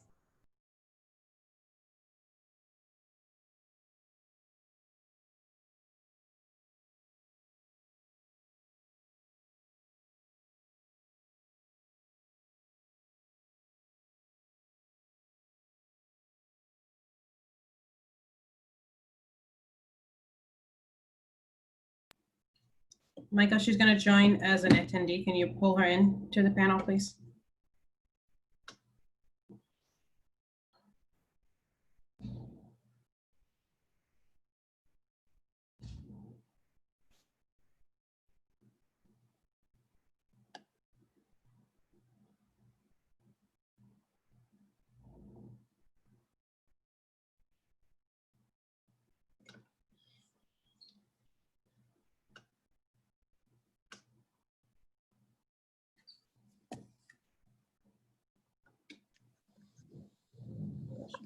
I just came on. Can you all hear me? You can, yep. All right, sorry about that. My internet is not very happy right now. I left when we were having a conversation about, like, I think Glenda Lease, you were talking about that the real conversation we should have is about when to reopen, but the truth is that's actually not our decision to make. The superintendent, the commissioner, right, the governor, that decision for September 14th, that's something that's for everyone. So there's no wiggle room there. And, you know, I understand that it feels like it's not just that it feels, but that it is, we're running out of time. We're running out of time. And, you know, I agree with Sonia that, like, in a perfect world, there would be time for the superintendent to put together another plan within even 24 hours, right? I mean, that would be a lot to ask her to do. And still, I don't think that that's what we should do. So I think we need a motion. We need a motion on the table. If to Glenda Lee's point, and a little bit to Andrew's point about, like, what exactly do we approve, is like, do we approve a plan that starts full distance on September 14th as an interim plan for 3 weeks, to have time to actually give the superintendent some time to come up with a proposal and have this board actually react to it? That's another way we could do it. So I'll make that motion. I'll make a motion just to get the conversation going here. So I'll make a motion that would instruct the superintendent to implement a full distance learning plan at the beginning of the school year from September 14th through October 13th, in which at that time, before October 13th, this board would then again have the ability to review and react to an alternative proposal put forth by the superintendent. So just to restate that, it's full distance learning starting September 14th through at least October 13th, which coincides with some of the other dates that the state has already put out, or for Providence and Central Falls. And that we would have those weeks to consider proposals for beyond for October 13th and beyond. And I second that. So motion made by Andrew Bramson. A second was made by Hugo Figueroa. Any comments, questions? Yeah, I have a question. So with that in mind, because I like, honestly, what I don't want to happen, and I think one of you brought it up, was like, you know, for the superintendent to do that, and then it's not a guaranteed yes from all of us. So is there a possibility of us either tonight or meeting soon, having this on the table? I'm not sure what the steps would look like, but having like a list of like, these are our recommendations, and we think that the plan moving forward should have these included. I don't know if that makes sense. Yeah, I think that's definitely something that we should do. I don't think that changes the vote. Okay, cool. Because that should happen anyway, but I don't think it influences the motion on the table now. Does that make sense? Yeah, no, that's fine. Thank you. Sonia. What does this do for the idea of options and choices and the children who need to be in the building? I don't think it's 100% virtual, right? Is that our consensus? Is that what we're thinking? Andrew, in your motion, were you thinking this is 100% virtual for every student? And because then I can't support that. There has to be something. That's why I feel like we should just go back to the original plan put forth, because not everybody is going to choose to come in. I think the plan that she put forth, and this way we're not wasting time, we work off of that plan. 70% voted that they wanted distance learning. They have the choice. The numbers in the classroom are going to be way less than presented today. If I could change my vote, I would. So I think the problem, so to address the current plan, I think, or your question, Sonia, is that's your question is exactly what has complicated that. What has come, not you asking it, but the question about how many kids do we bring in, right? Dr. Toledo said, okay, you rejected or you voted down the plan I proposed. Some guardrails that would be helpful would be a number, right? What is the number? No more than X number of kids in a building. That's where we got stuck, right? In figuring out that number. And so, I don't know if I'm clear. I'm talking about, so when we had the very first slide that explained the ABs, there was a bar that went across the top that included all the children who would be there. What I'm saying is, will that bar stay?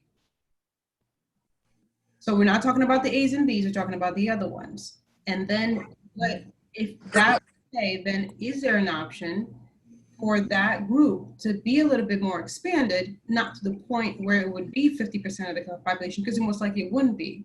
And even though 70% of the parents responded, it wasn't 70% of 100%, right? We looked at the number last time, it was 70% of a small number of parents that we were able to, I mean, it was substantial still, but it wasn't 70 of 100.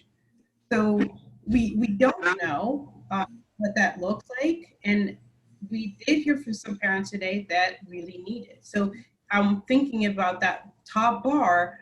If we keep that, and then what expansion would we be able to do to support the families for whom this distance learning is just failure? And would we be okay with that?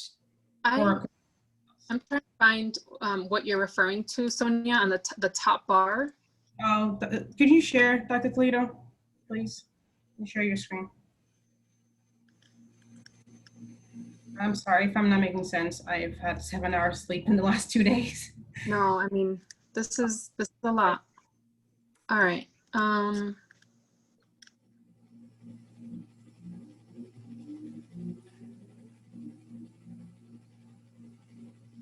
Okay.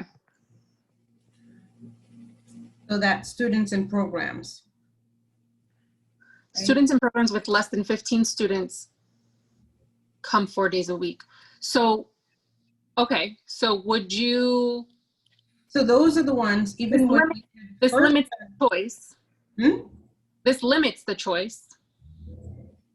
So I'm trying to understand is what we are proposing, eliminating the in-person option for those groups, the students who are in programs. Are we saying is 100% virtual, even for those children who are in these programs?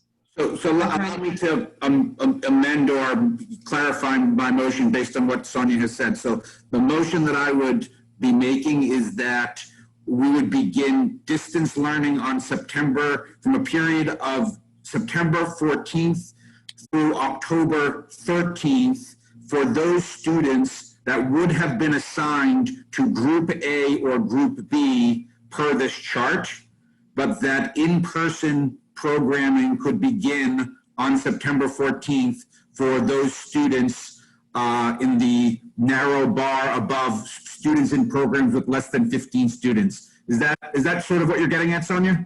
Yeah, because they're the students who have IEPs, right? And Right. they're in special programs. So I would. So I just wanted to clarify that whether when we did this virtual, whether we included all of them or were we making an exception for them, and then even complicating things. And I really know I'm doing that's complicating, having even what do we do to those children who are not part of those programs but really need to be in the building?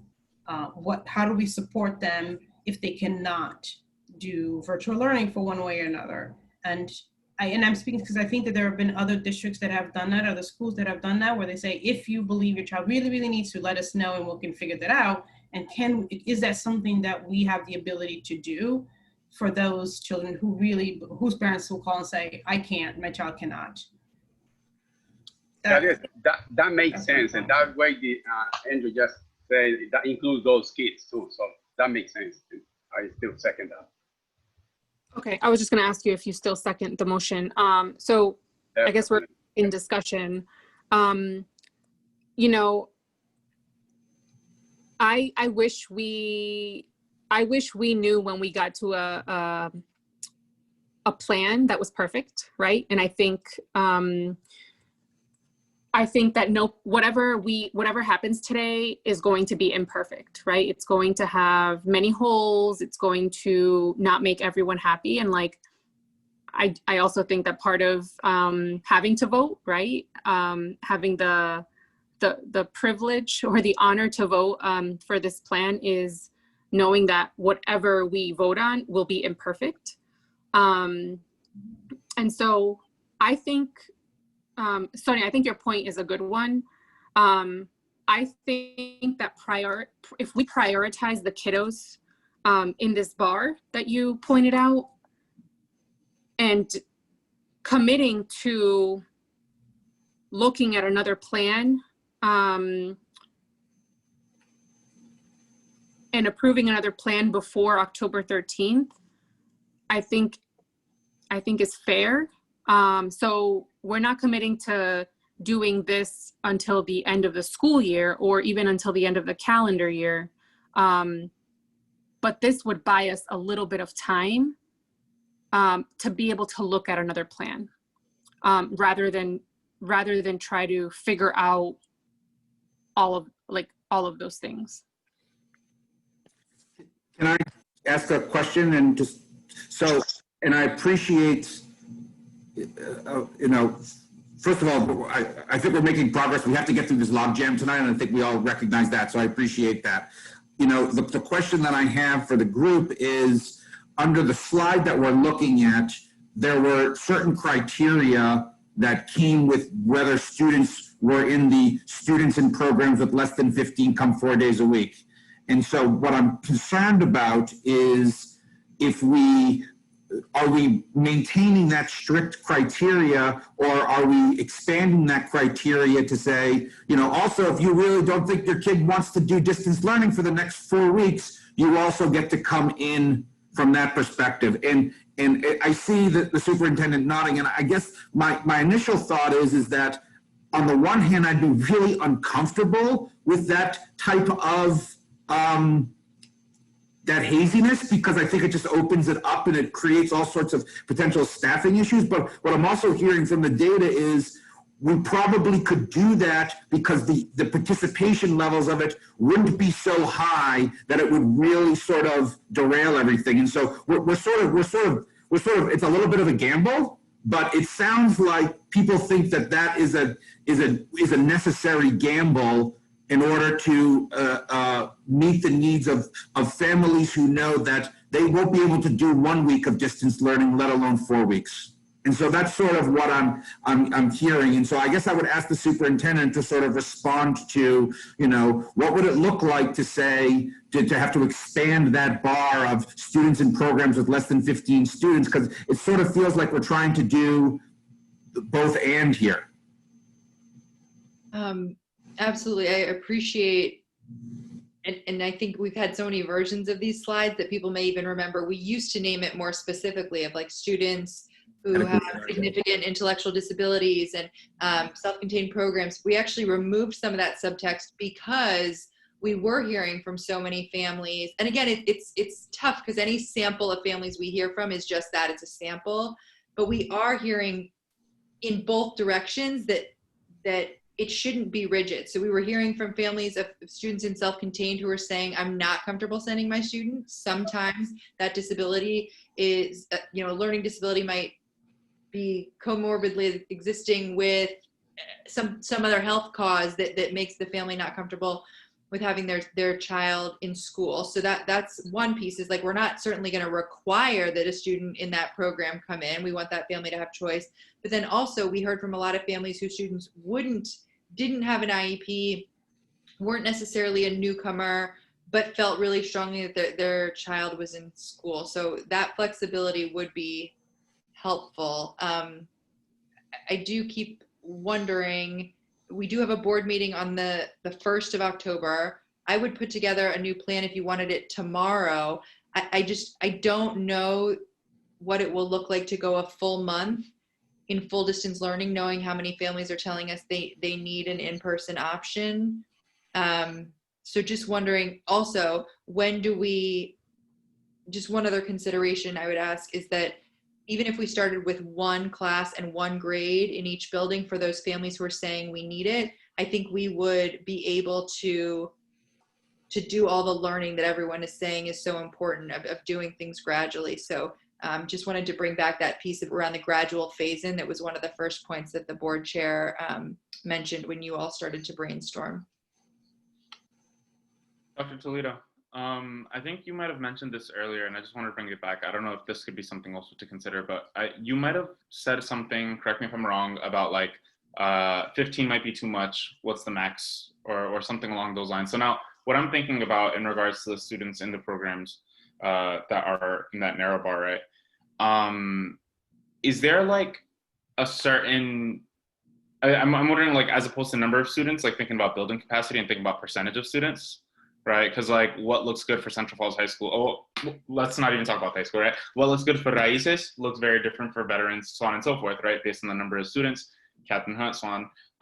So I'm wondering if there's a way to combine that with what we're currently saying, to say like, this is, I don't know because I also do want to take into account there are families who, although their child isn't self-contained, they're going to be like, no, I want my child home, right? And then there are those families who, you know, their child may have, I don't know, anxiety, and maybe their services may be in school as well. So they don't want to lose out on that. So thinking about putting all of that together, and would the looking for a specific percentage help with that or not? I do think it would, and to board member Cologne's point, I think the numbers are going to be a lot lower than certainly what was put forth. Those were sort of maximums, but if it was a percentage, some sort of a threshold, but respect whatever vote comes out of this. So I think, you know, trying to bring us back to the motion, I think the purpose of Andrew's motion, and Andrew, correct me if I am not correct, was to think about the time piece, right? It bought us a little bit more time to think through some of the details that, again, we're going back to, right? Things like thresholds and percentages, like it goes back to the details that like, I don't know that we're ready to come up with without seeing like an additional proposal from the superintendent. That's what Andrew, does that sound?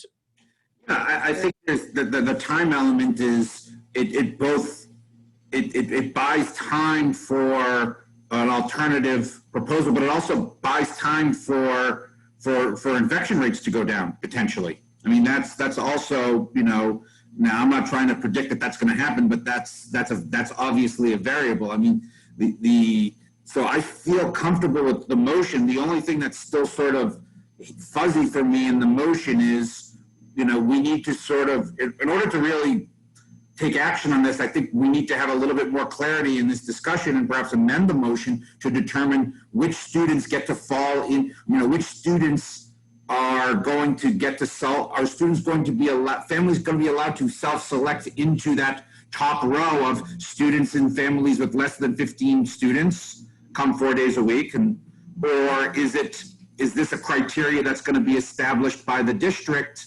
for at least the first 4 weeks?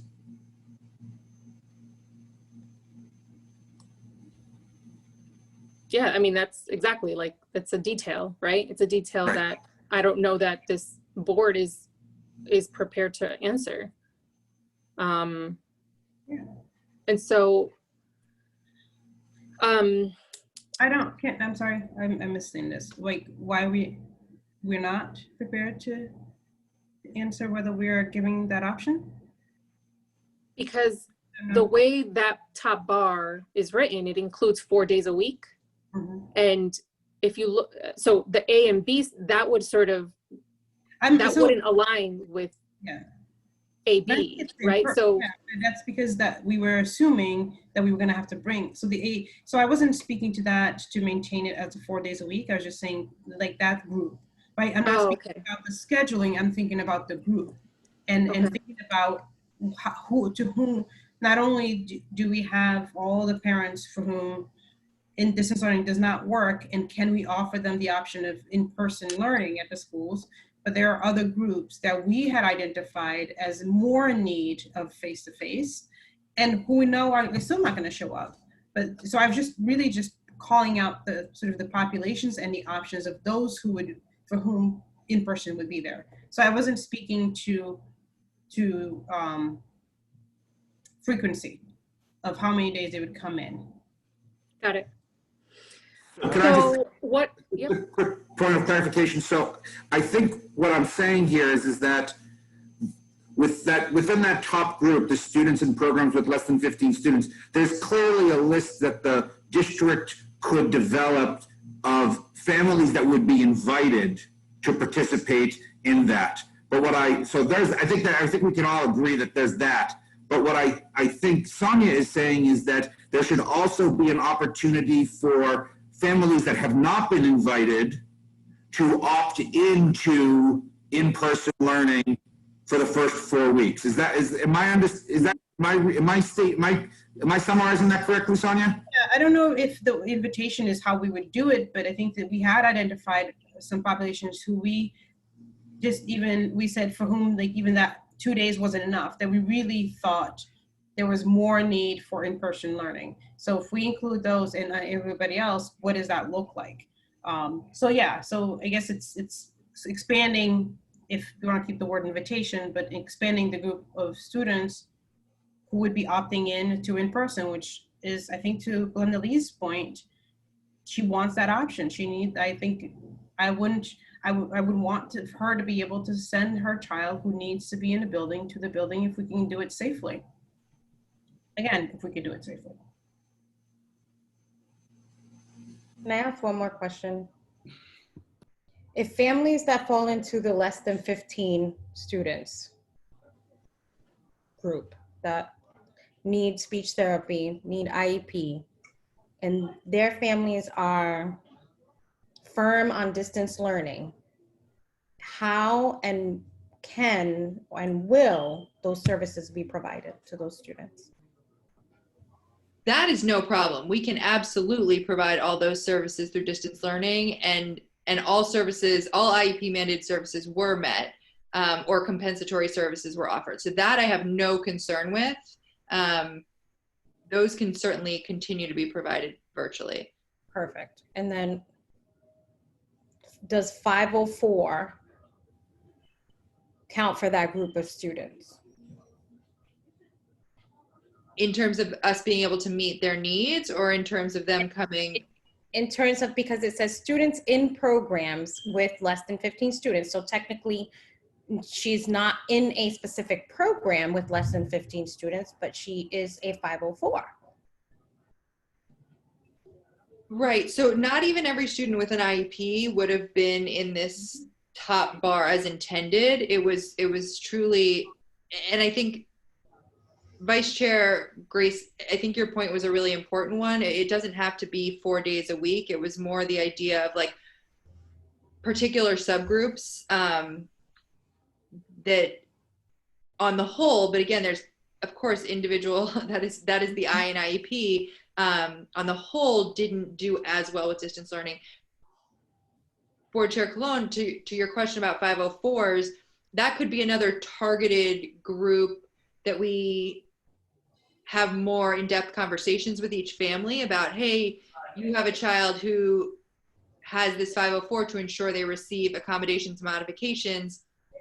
Do you want that to be done through distance learning or in person? So whether they're in person or through a device, we'll make sure that their 504 accommodations are being met. Okay, thank you. Yeah. All right, so I think, so Sonia, do you want to, I know we have a motion on the table now. And are you comfortable with making a motion I wanted to ask you real quick. that reflects what you're describing, or Andrew to amend his motion to reflect what is being described? I think we want to start full distance learning with the exception, but providing choice to families in that bar, including other prioritized groups that Dr. Toledo has identified. And a third level is students who don't fall under any priority group, whose parents prefer in-person learning. Right? Yes. Okay, so Andrew, if you don't feel comfortable amending the motion to reflect that, we can vote on your motion, or you can rescind the motion and have Sonia make the motion, whatever you all want. I'm happy to amend the motion. I'm not clear exactly what the amendment would be, so rather than me make it, I would ask that Sonia make it, or someone else make it. All right. So Andrew rescinds the motion, and Ugo, you rescind your second. Sure. I formally rescind the motion. I withdraw my second. Okay. Thank you. So what you just said, can I just say so moved? Did anyone take good notes? Carrie, I know you were taking notes. So why don't do you want me to re-say it? Yes, please. Okay, so I'll entertain a motion to approve a reopening plan that is full distance learning with an exception that provides choice for families who have students who are in classrooms with less than 15 students, plus families who are identified as priority students, such as multilingual learners or newcomers, and families who don't fall under either of those categories, but prefer to have their child in person.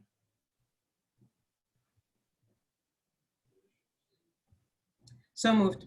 Thank you. I appreciate it. Second. All right, so moved by Sonia Grace, seconded by Hugo Figueroa. Any additional discussion, comments, questions? Dr. Toledo, do you? Yes, do I'd like you? to. I got a really important clarification here. So this motion, I want to make sure that we're talking, Yeah. the proposal that the superintendent put on at the beginning of the evening was relevant to particular grades. And this motion that you just made isn't specific to grades. So you could have just, this motion could be interpreted that, we're running an in-person program, in-person programming for 12th graders or 8th graders. And I just wanted to understand if that was the intent, or was the intent to still be full distance for all of the grades that were initially proposed, and we're proposing to do limited in-person for PK through 6th and 9th. Yep, good point. This is right, like this is what makes this hard, right? Like we're trying to figure out these details like on the spot. I have to say, it almost sounds like the same thing that I'm looking at, to be honest. And they still have a choice. No, because that plan that Dr. Toledo proposed brings back 15 students, right? Or up to 15 students. Because if you look at the number of, there was a slide that showed how many kids would be in the building. That could potentially be in the building because you were going to implement the A's and B's. So this is the. That was all predicated upon certain grades being in the building, correct? Yes. But I see it differently. I don't know, Vanessa, what doesn't feel. Dr. Toledo, you were nodding when she said it feels the same. Why do you feel it feels? Does it feel the same to you, and why? I actually see both perspectives. I think it'll all depend on once we can reconfirm with all 3,000 families, but there is a world where it could look similar to the plan, but just at a reduced number. I think we're just flipping, instead of saying we're leading with limited in person, you can opt out for distance learning. What I'm hearing the board say is we are leading with distance learning and you can opt in to being in the building if you need it. But if I'm misunderstanding, please make sure I know. That's how I understand it. Okay. And it's very resonant, Board Chair Gonzalez, of the memo, the most recent memo we sent to the commissioner around those particular groups you listed.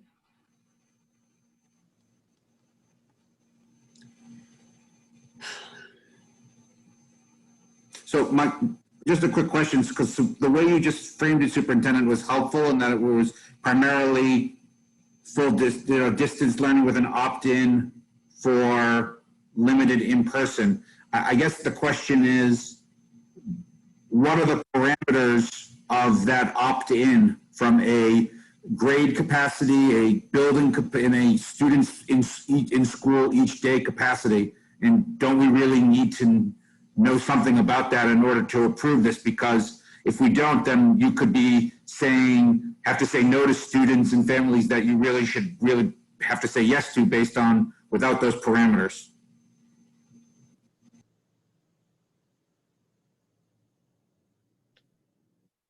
Yes. So you're looking for me to set those parameters, or more the discussion of the board on those parameters?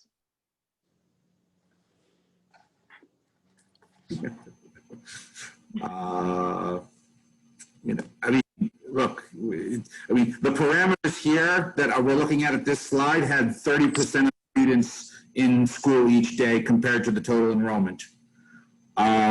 I can't imagine that, given that we just rejected this proposal, I can't imagine that you could set in-school opt-in parameters that would be any higher than these ratios. But I guess, maybe, I don't know how other people feel about it, but I would say that the ratios of opt-in would not exceed the number of students in school each day based on this chart that's on the screen in front of us. So it would be up to these ratios.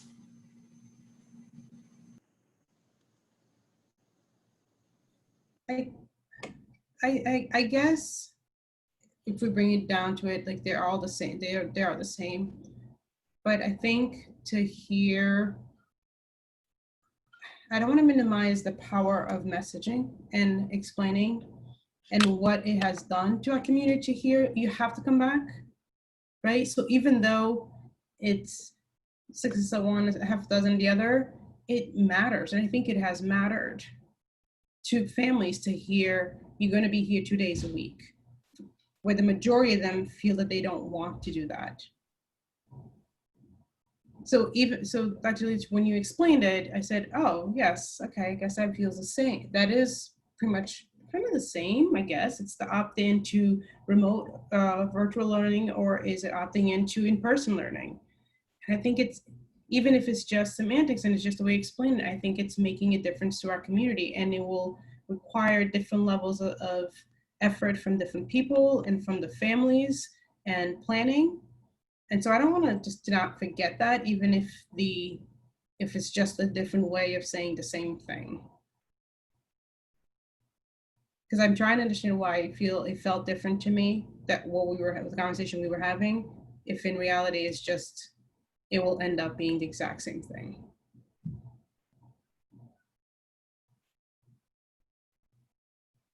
So I'm not sure how we're going to proceed, but I think this entire conversation is confusing people who are hoping to get some clarity from this meeting even more. I'm way more confused than I was at the beginning of this meeting about what it is that we're doing. And I think everyone is a little bit more confused. And so if we're not, if we're not feeling comfortable approving some of the motions that we've put on the table, then I don't know that we should. I think we need to vote on something that is clear and that doesn't require us to think about all the different scenarios, because right now every question that comes from our discussion is like an additional scenario question that we're not going to solve here. And so, Sonia, I don't know if you want to leave your motion on the table. I think it was you who moved the motion. You read it. There was the virtual learning with the 3 exceptions. Mm-hmm. And what I'm worried about is that Dr. Toledo may walk away not understanding exactly what we're posing. And so, Dr. Toledo, do you understand what the motion on the table, and do you have questions about the motion on the table? Because if you do, then either we clarify, and if we can't clarify, then I don't think it's appropriate for us to move on it. I believe I understand. I'm also, if it's helpful, prepared to put forth 3 proposals to you, and we could call an emergency meeting Monday. I know Monday's the holiday. I know the time is short, but if it would be helpful to give more options or something. I mean, there are many nuances to this, which, I mean, it did take, it's complicated, which is why to me, this is us tomorrow telling our families, we're going to start virtual learning. Call us if this doesn't work for you. Okay. That's how I'm feeling it. That's how I'm hearing it based on the comments that I heard today, where I've been in the past weeks with my children, and how much I struggled when I was asked for feedback as to what I would want my children to do, and weighing that and being awake and thinking of all of it when I was told this is what we're doing. tell us what you want. It gave me something to do and it felt right. And based on what I feel on the numbers that we have and what I've heard today from parents and teachers, it's saying we are doing virtual, call us if it doesn't work. And if we truly believe that that number is going to be low, then it's going to be low. And then the plan is we have out of our 3,000, 4,000, how many thousand we have, right, that respond, who call us, this many say that they need something else and we're planning for 100 children. That's how I'm seeing what we are doing tonight. So that explanation provides a lot more clarity on like, because it takes, I mean, it certainly will keep the onus on the district to ensure that every parent who does have a problem with full distance knows how to reach out and knows how to connect to us. But it doesn't do the sort of nuanced, like students with, like identifying students, putting them on a list, like all of that conversation, that was a lot. And that creates a very specific ask to the superintendent. If the motion is we are doing distance learning and we're having parents opt out of distance learning and into in-person, that's different than the initial motion. It's different, and then it's a blind preparation for the district because they don't even have an idea of how many students or who's going to say yes. But we kind of have that now, right? We don't know. Like a little more structure in what I'm saying. I feel like we have been going back and forth on this, and we're never going to get to this. I think we're getting more confused. I can't see it being other than virtual for everybody. And if we really want to, or we do it with some exceptions and figure out if we can and how we would do it. Other than that, we are putting everyone at risk. Our numbers are too high. It's not safe. I don't feel safe. So Sonia, can you amend your motion, and we're going to vote on it, and that's just how it, and we're just going to move on. Can you amend your motion the way you described it that last time? Okay, so a motion to begin the school year with virtual learning for all students with the allowance of exception for parents who request. Does that make sense? Yes. That is clear. A little bit more, it provides more clarity. Is there a second? Well, and I guess I have to withdraw my second. Well, Do you second that? I'll second the motion. Okay, so motion made by Sonia Grace, second by Andrew Bramson. Any additional comments or discussion? One thing, that's with the intention of revisiting.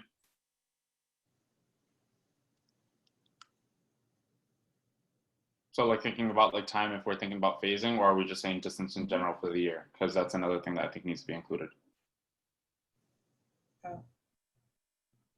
I think we should I know do we're it. throwing around motions. No, I mean, I think that's a good point. I think through the calendar year. Thoughts on that, Sonia? You made the motion, so I want to make sure it's. What's the question? Should we add a like a parameter in terms of a date? Like, is this the plan through the end of the calendar year and then we reassess for January? Or are we leaving it open-ended? Is the motion open-ended? Want to have time to reassess, right? So I would, if possible, I would vouch for having a parameter, only because then that gives families some sort of idea of like, okay, this is going to be reassessed at some point, other than it's just, this is going to be the case. And then we don't really know if and then it's not caught off guard if a decision is made randomly. Because there's a timeline that's been set, right, to October. So let's review it again for the October meeting. Okay. All right, so motion on the table. So begin virtual learning with option to opt into in-person learning for parents who need it, with a review at the October meeting. Okay, Ugo, you made the second, correct? Or Andrew, sorry. Andrew, are you cool with that small add? Cool. I'm very cool with that. Okay. Sorry, I hate to be that guy. When we say October meeting, we mean the first week of October, which means they've only been in school for 2 weeks. Oh, that's right. Okay, because that's why before, like in the start, I had said Q1, because that gives more time, and that's like that's a cutoff to be like, all right, new quarter starts, because schools don't run on calendar years. So. Yeah, no, I was just thinking like, because it adds some finality, like through the end of December, and then Yeah, no. I hear you. To add more time. What, I don't know, how much it works? Through December? Superintendent, what do you think? Is it better to do it, reevaluate? I actually would like to be able to reevaluate, even though it'll only be 2 weeks, by October 1st. At least even if I say, continue, like, recommend to the board to continue, right? I worry that if we say till December, and then families maybe planning accordingly, that we then could not make a shift sooner if the data was lower for 4 weeks and all these, positive things that may not happen but could. So yeah, my other concern is just fully at this point, we will start full distance learning and not every student will have a device. And so if we can reassess on October 1st, which is the first Thursday in October, at least we'll have a better idea if we have successfully gotten some of those devices in and that every student has their device. It's just a factor here. Yeah, the other thing that I'm sort of to counter that a little bit, Dr. Toledo, is the lack of stability in just knowing, for parents and teachers to only know until the next 2 weeks what's up with their work day and their child's school day. Like, I don't know how much more uncertainty we can continue to put on folks. And so that's why I lean closer to either doing it till the end of the calendar year or whenever there's an end to a quarter in the district. If we're going to have the same conversation 2 weeks after school started, my goodness, like. What are the dates? What are the dates at end of quarter? It's in November. I know that. Could we go through the first quarter? I would like to, we'll still talk about it, right? And yep. But I think that I hear you, Stephanie, some stability for everyone to know what they're dealing with for 3 months as opposed to 2 weeks. What?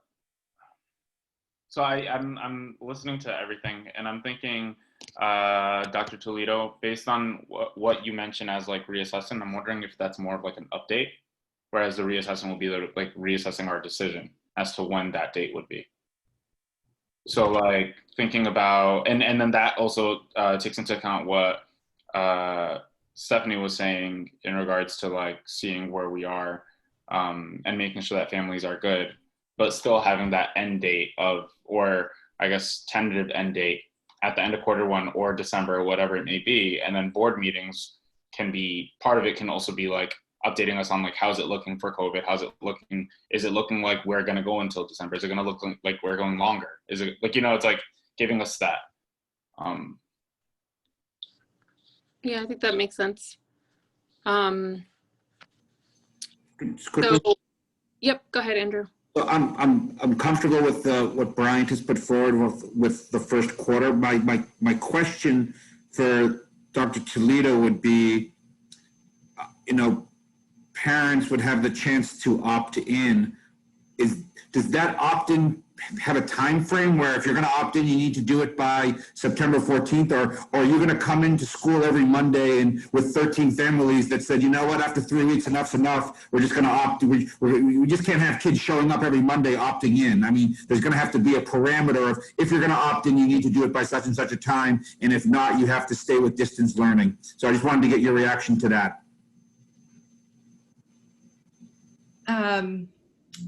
Yes, we would need advance notice to make a new section of in-person. So even if it was, one option would be a deadline, but at a minimum, it would need to be like, if a family notified us, they'd understand they went on a wait list for an in-person class. And then when there was a cohort of students, then we would need a process with the union to bring another teacher into the in-person schooling scenario.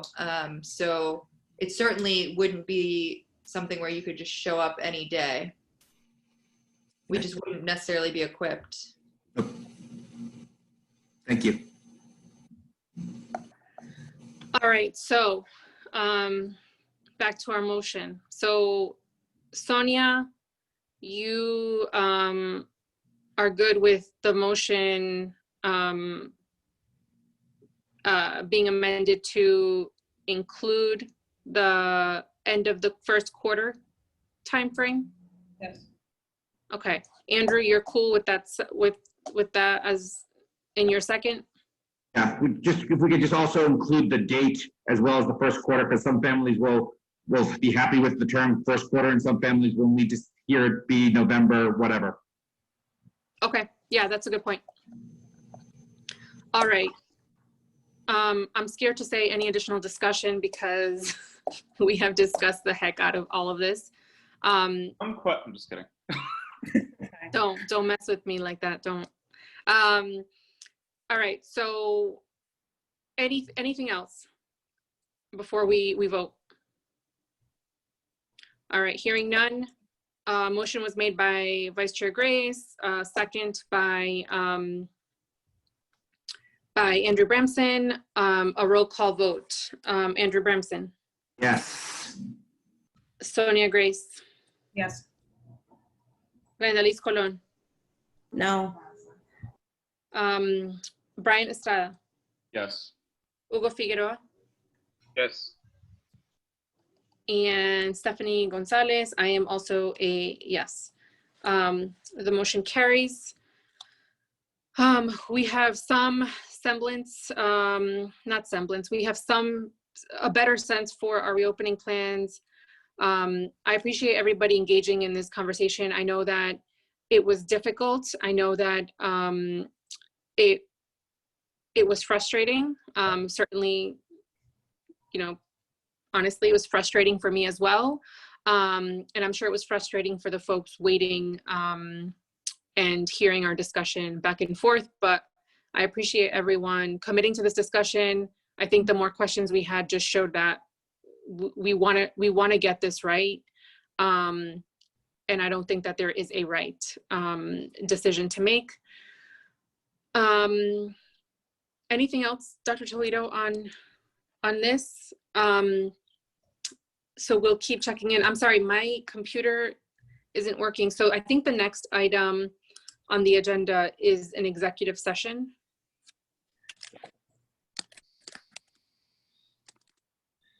Let me see if I can pull it up. Technically, it was board comments, just from an agenda perspective. Yep. Okay. Any board comment? Oh, I have a comment, and that is that no decision is the right decision. I just hope that everybody that's watching understands that and respects that no decision is the right decision. Again, we're being put in a position to make decisions that we are clearly not ready for. Thank you, Glenda. I can just say that I really appreciate this board. This discussion is so helpful, and I really appreciate just having the opportunity to the pushback and the questioning to make my thoughts better. I really, really appreciate it. I know it wasn't easy, and hasn't been easy for anyone who has to deal with this, from anyone who's had to deal with this. So I just want to say thank you for the discussion. All right, I'm gonna join back within my computer now that it's back. So give me a second.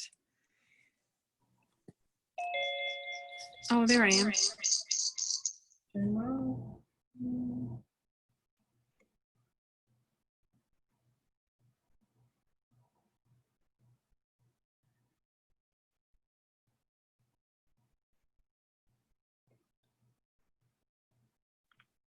Okay, anyone else have board comment?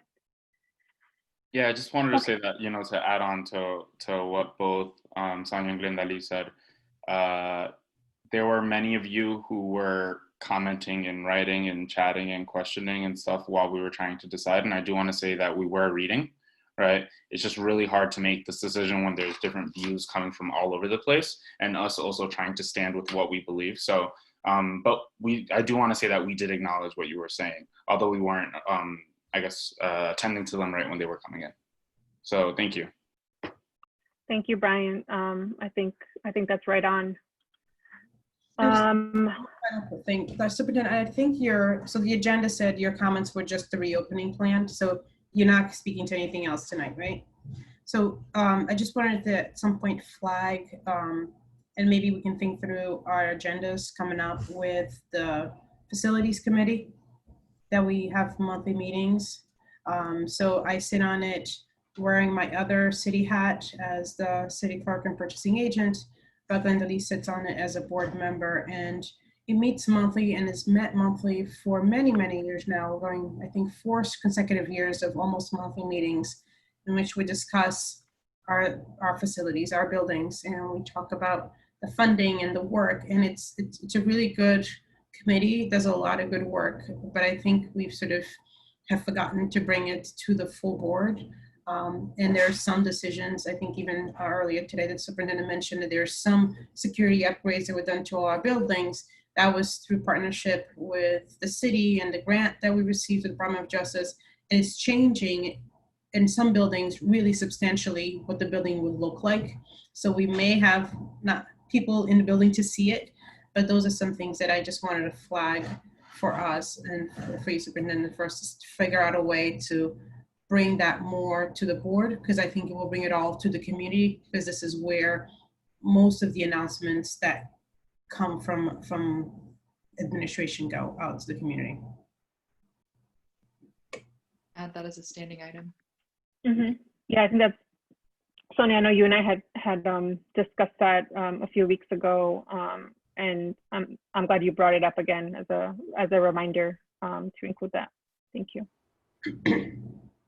All right, so now we are moving on to our to the executive session item. If someone can read the executive session, we are taking we will be coming back into public session. I move that we enter into executive session under Rhode Island General Law 42-46-5, parentheses A, parentheses 1 and 2, discussion of litigation.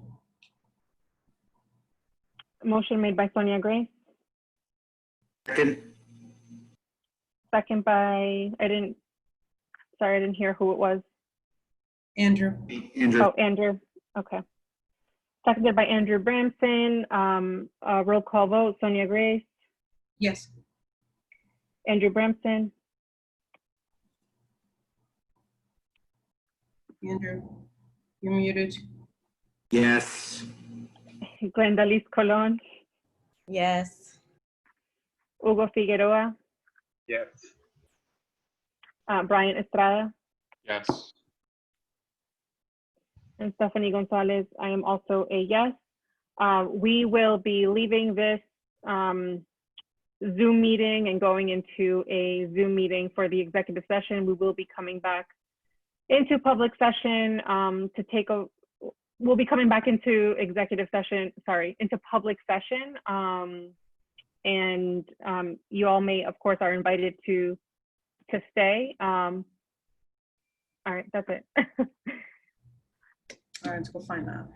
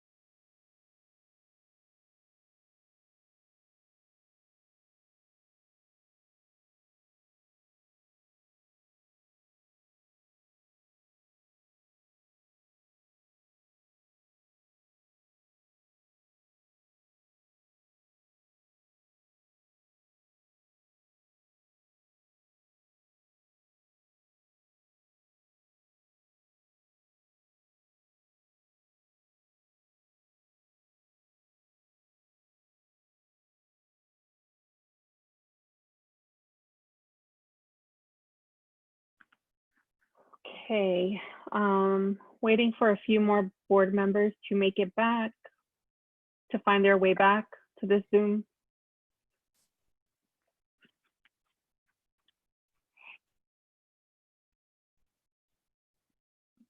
Board Chair Gonzalez, I see Yes. a few of the, it looks like they're listed under attendees, so maybe Michael can bring them forward. I see both, yeah, there, you got it, you got it. Glenda, Lisa, and Ugo. All right, so we're all back. Thank you for those who stuck around. There's not much more left in the meeting. So the first thing is we were just in executive session, and we did take a vote. And following the superintendent's recommendation regarding ongoing litigation, the board voted to unanimously uphold that recommendation by the superintendent. And that was our final act for today. I will entertain a motion to adjourn. Motion to adjourn. Second. Second. All those in favor, please say aye. Aye. All right, thank you everyone for everything. Have a great night. Bye. Night. Aye. You're great.